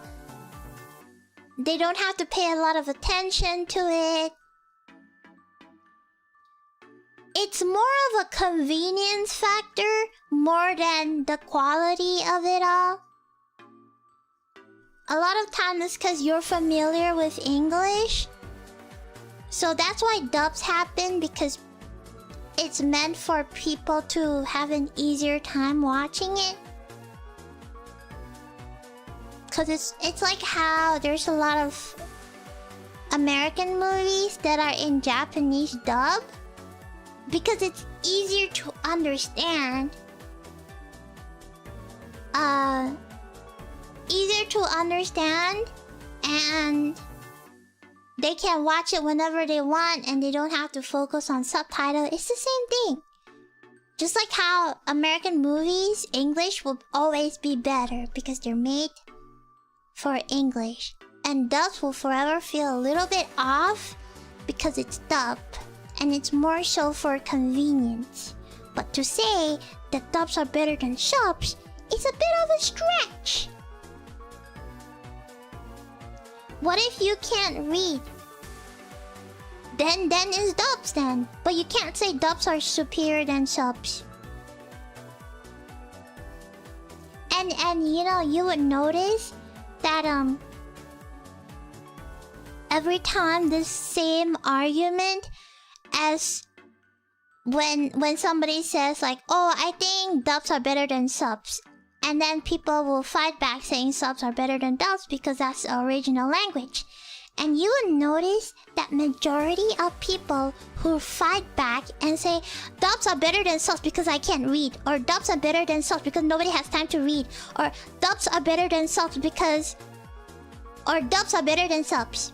I think dubs are superior because nobody has time to read. Don't you think when people say that, the issue lies in them, not really the quality of it? You know? Like, don't you think when you read those things, you're like, so it's a damn problem? You know? I haven't seen the one where they say, oh, the dub is better than sub because I think they portray the characters better and the voices fit the characters better. I don't think I've seen it before. And it's always like, dubs are better than subs because Cowboy Bebop has amazing subs. Well, you see, Cowboy Bebop is a very westernized anime. So obviously having a cowboy action would fit better. And obviously you grew up watching Cowboy Bebop. Okay, it's like I grew up watching Pokemon in English. And even though Pokemon is in Japanese, I still prefer the English dub of Pokemon because I grew up with it. But I will never say that the English dub of Pokemon is better than the Japanese dub. I will never say it. Because it's not. I grew up with English dub Pokemon and I prefer it because I grew up with it. Not because it's good, because I grew up with it. So I'm attached to Ash having an English voice. And hearing Ash speak Japanese throws me off because I'm so used to him speaking English. So I can never get used to Japanese. I tried watching Pokemon X and Y in Japanese, but it threw me off so badly that I stick with English because I'm so used to Ash's voice. Not because it's better, I'm just used to it. And I prefer it because I grew up with it. Yeah. You need English dubbed Kaiba. You know, that's fair. You know, some anime does have really amazing dub. But just cause it's one anime doesn't mean it's all anime. Doesn't make sense. It's just 0.005% where the dubs are better than subs. Like 99.99992 subs are still better than dubs.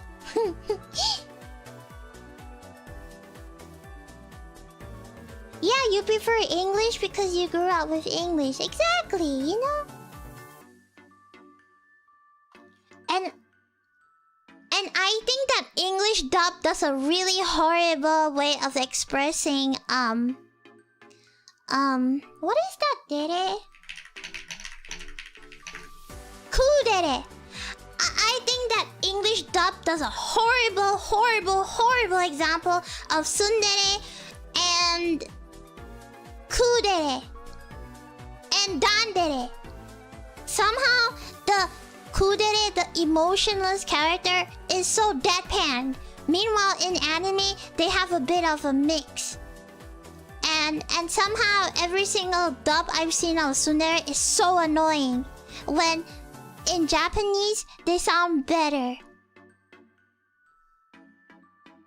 And sometimes, somehow the quiet and shy dandere, in anime they sound so cute and adorable, but in English they just sound emotionless.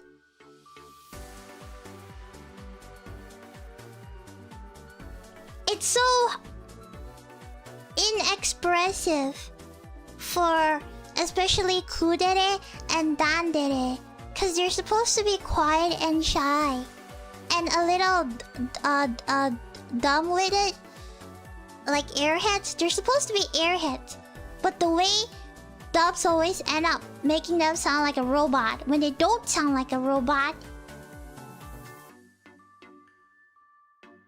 Is Korean media better in Korean? Obviously! Of course! Yeah, that's why there's such thing as horrible JP voice acting. There's also such thing as horrible English voice acting. You just gotta see things in a bigger picture. Not all things are good and not all things are bad. And some mistakes are okay. If you only watch dubs, you won't know the difference. That is true! That is really true! That is so true! A lot of people, they say they prefer dubs, and they say dubs are better than subs. It's because they probably never watched it in Japanese. And they, you know, they miss out on what they might sound like originally. Yeah.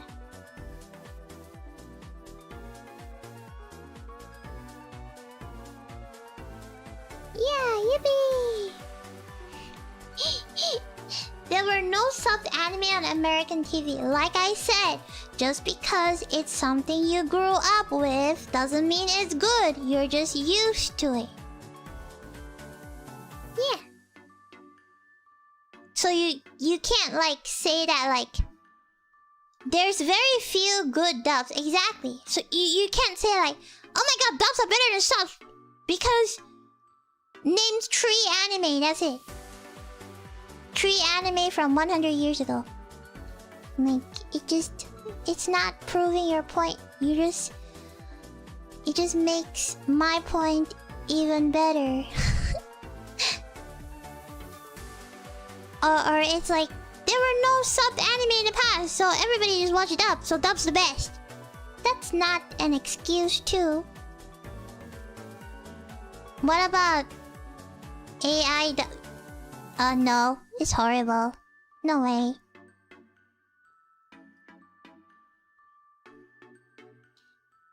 So yeah, yippee! The One Piece dub, I don't know, I didn't watch One Piece in English. I watched One Piece in Japanese, but One Piece was like by way 4Kids, right? And it did a lot of censorships. The censorship was funny to see.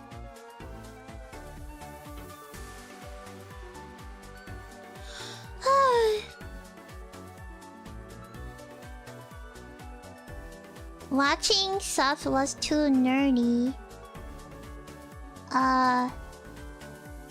No, it's not. You're just embarrassed. It's not. You're just embarrassed.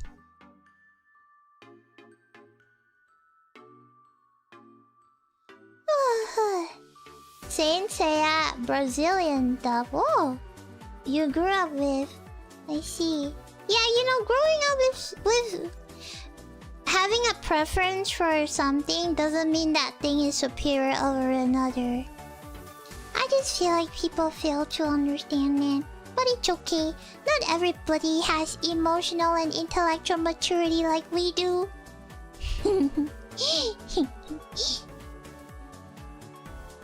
That's what caused the divide. A lot of early shonen watchers were not weebs. Exactly!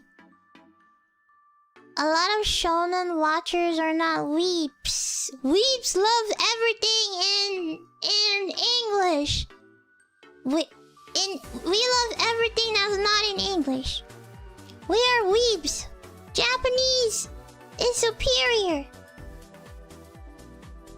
That's why, like, when somebody calls themselves as a weep, but like they watch dub, I judge really hard. Do you even know what an otaku is? They're like, oh, dubs! And then a lot of them, they call themselves weebs and all they watch is shonen. Then you just like shonen, you're not a weeb. You're not a hardcore anime fan. You're just a weeb. Like, you're not even a weeb.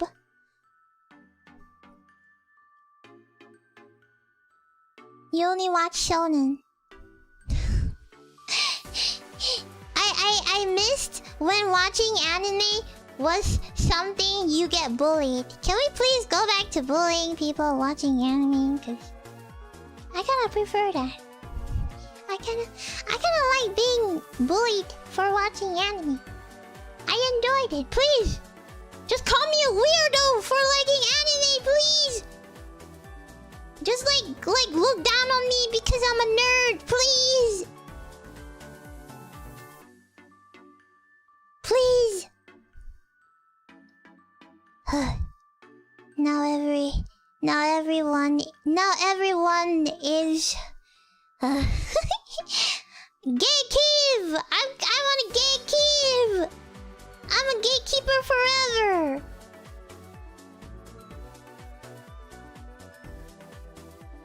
I want to gatekeep forever because all of these people, they come into my safe spot and all of a sudden everything is deemed problematic because they say so. Like, shut up! Go back to your own place!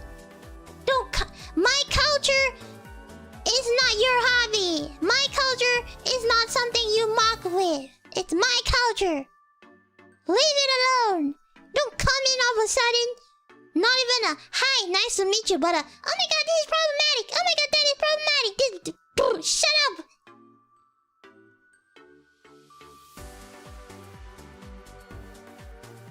It's my culture. Shut up. Go back. Don't come back. Go back to wherever you come from. Sheesh. You don't have the right to come in here and then just say this is bad, that is bad, this is bad, that is bad, when you know nothing about it. You know nothing about my culture that I have spent many years dedicating to, grew up with, bullied for. You have no right to come in and say I can't do this and I can't do that. My culture is not your hobby, okay? Sheesh.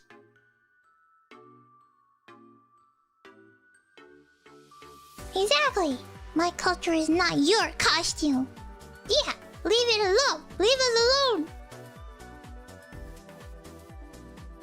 Leave us all alone. And you know what's the best part? Is that these people, they didn't even watch the anime. They just see a post of this, of Rage Baby post saying this character is problematic. And they're like, oh my god, this character is problematic. I will never watch this show ever again.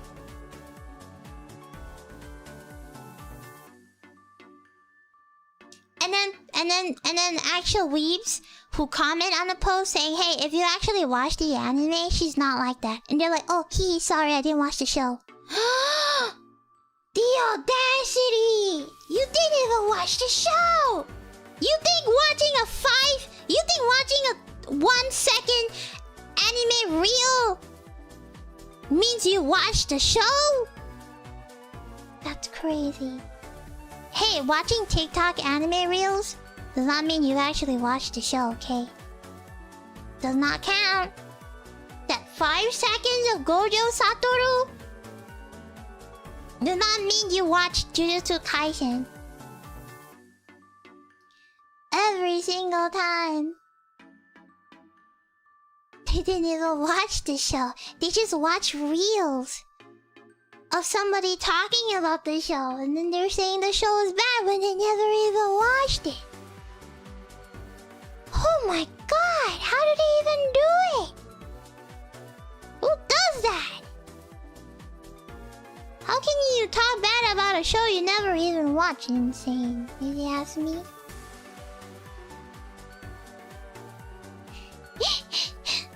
Insane.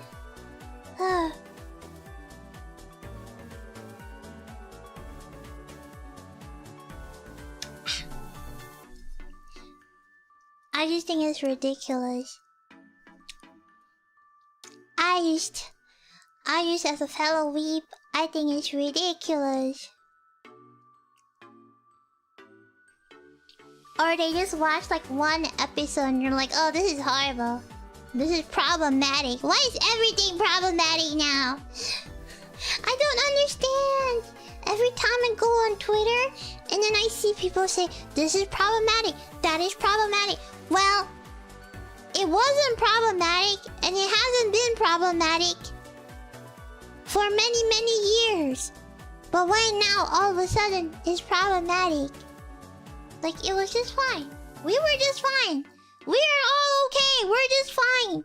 And then all of a sudden, it's not fine. Sheesh. That's crazy.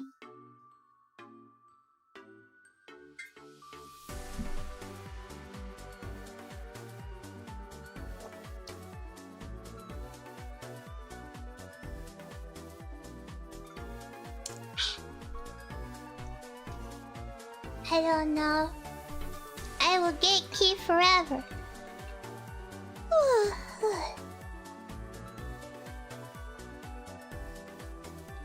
Gatekeeping forever. Forever and ever and ever and ever.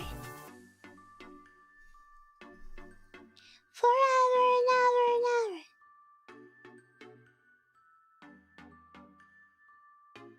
Performative.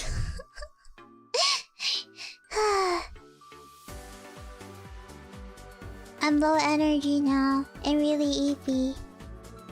But I just feel so like, you know, hey, you haven't been in this community for very long. You do not have a right to speak. So why don't you sit your butt down? You're not even this council. You're not even part of the council. You have no rights in here.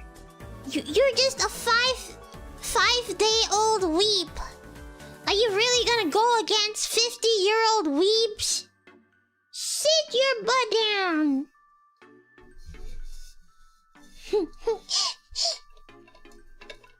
What means EP? Yeah, it's 4 AM. I'm kind of EP.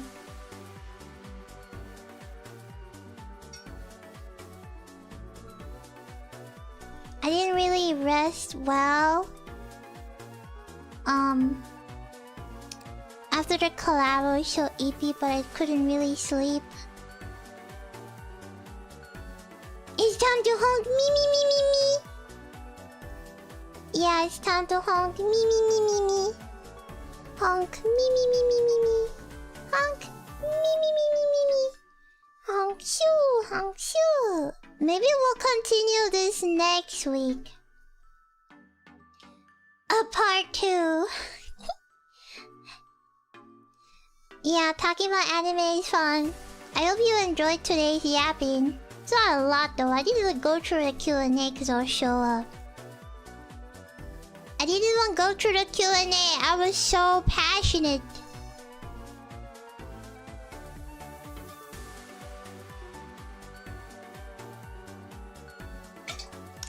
Yeah, I was so passionate. Talking about anime.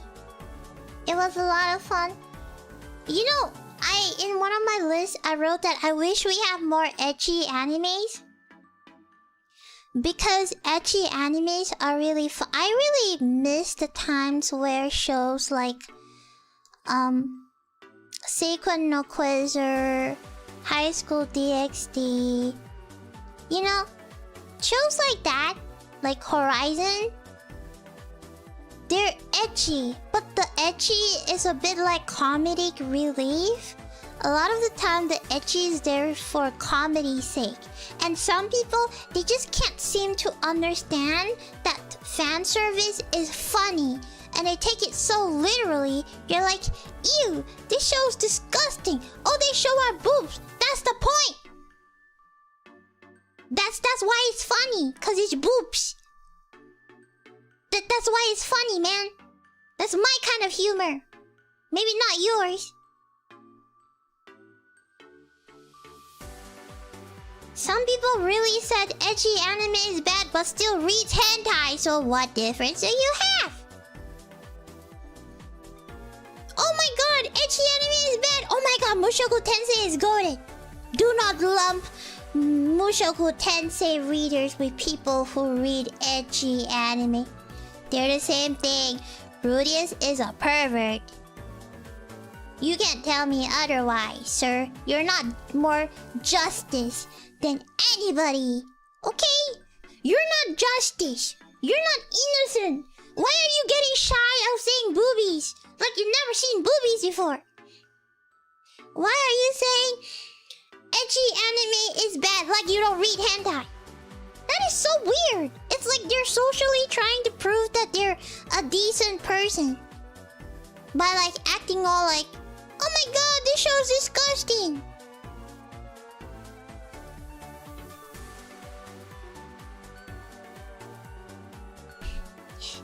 You know,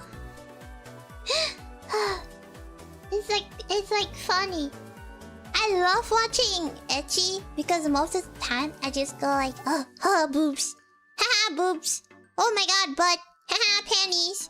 Like that panty flying in the sky in Sora no Otoshimono was a pretty funny scene. I just end up laughing because it's so funny. And a lot of times they're like gag humor. They're meant to jump scare you in a funny way. You're like, oh my god, her boobs are huge. But it's kind of funny. A lot of the time they're not meant to be taken seriously. It's humor. Man, people are too serious nowadays. They can't have any humor anymore.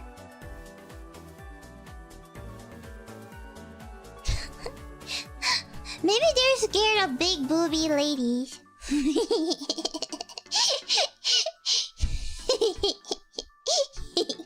They can never survive Kodomo no Jikan. They'll even lose it when they realize the author that wrote Kodomo no Jikan is a woman. They will lose it when they realize a lot of lolicons are females. They will also lose it when they realize a lot of big booby and manga characters are women. They will lose it. They will lose so hard. I miss ecchi comedies. They were so great. I really missed ecchi animes. They were really funny. They're very fun to watch. They make me want to laugh. I miss shows like that. They should really bring it back. Whatever, who cares about what people think now? It's like everything is problematic now. I mean, just don't release anything then. What's the point? What is the point? What is the point? Make ecchi great again. People fail to realize that fan service and hentai is different. You know, hentai is different. Ecchi is also different. It's like reading... I don't know. It's like... I don't know. You could always watch old stuff. Yeah, but I want new stuff. I want new stuff! I want new stuff, man! I wanna watch new shows! I'm just so mad a lot of the great ecchi shows that I like, you know, are like older ones. There's no new ones that I like. That is so sad.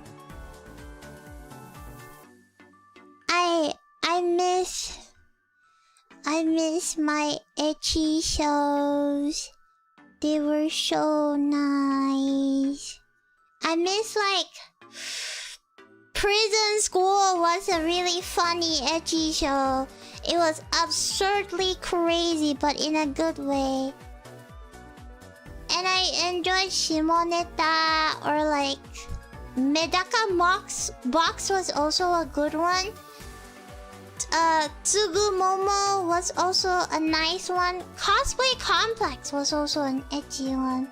Ida 10 was also an ecchi one. Omamori Himari, I don't know, Koihime Muso was insanely ecchi. Camphor was even more ecchi. Ichiban Ushiro no Daima was just like High School DxD. Mahoromatic, the maiden, was also... There's so many, man! They're all so good! Sekire, Majikoi, Makenki, I don't know. Oh, Princess Lover was a good one. Asobi ni Ikuyo, also a good one. They're all like good shows and they're ecchi. I love High School DxD. High School DxD, great. We love High School DxD. It's great. It's great. What was that girl's name again? Koneko? Koneko? Wait. High School DxD Koneko. Yeah, Koneko is my favorite! But also because I like lollies, so... And white hair. And she's white hair. But Koneko, my favorite. Koneko Tojo. Yeah!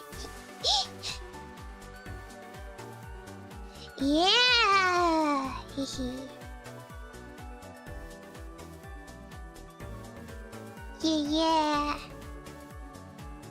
She's so cute. I love her. She's my favorite. Yeah, I miss, you know.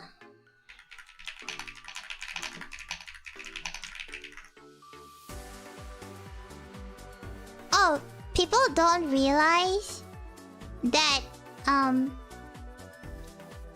Kill la Kill is actually ecchi. I feel like their impression of ecchi is always so bad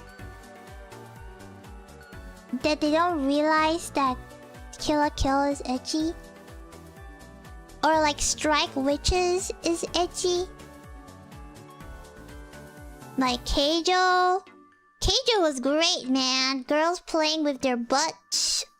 So good. Sports. A sports anime about boobs and butts. Aiken was also really funny. It's like this guy who's surrounded by big boobs. I love shameless boob and ass fighting, okay? I love Keijo.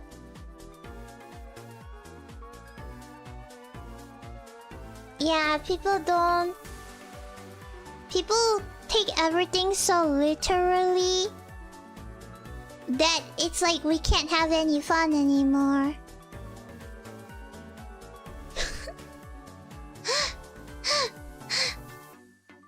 Yeah.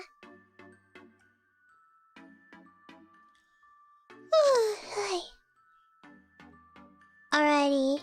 I'm gonna... Ah, Golden Boy was pretty funny. The motorcycle episode was good. Ooh, Queen's Blade was also nice. Okay, I am Eepy now. I will now go to Eep Eep World. Thank you so much for coming and talking. Let's continue this next week. No fun allowed. Exactly, it's like there's no more fun allowed. It's really nice to be able to talk about anime because it feels like you guys appreciate what I say. And it feels like we're on the same level. It feels like we understand what it means to be a weeb. It feels good to have a weeb talk to actual weebs that understands weebs. You know? It's a very meaningful yap. Makes me very happy. To be able to talk about something that I'm very passionate about. And I love anime with all my heart, and it's something I'm very, very passionate about.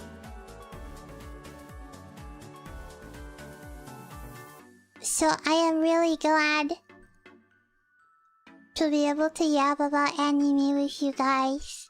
And I hope from this you understand my power level. I am the definition of a weeb. I watch all animes regardless. Obsessed with 2D characters. I'm a certified weeb to weeb communication. Weeb to weeb communication.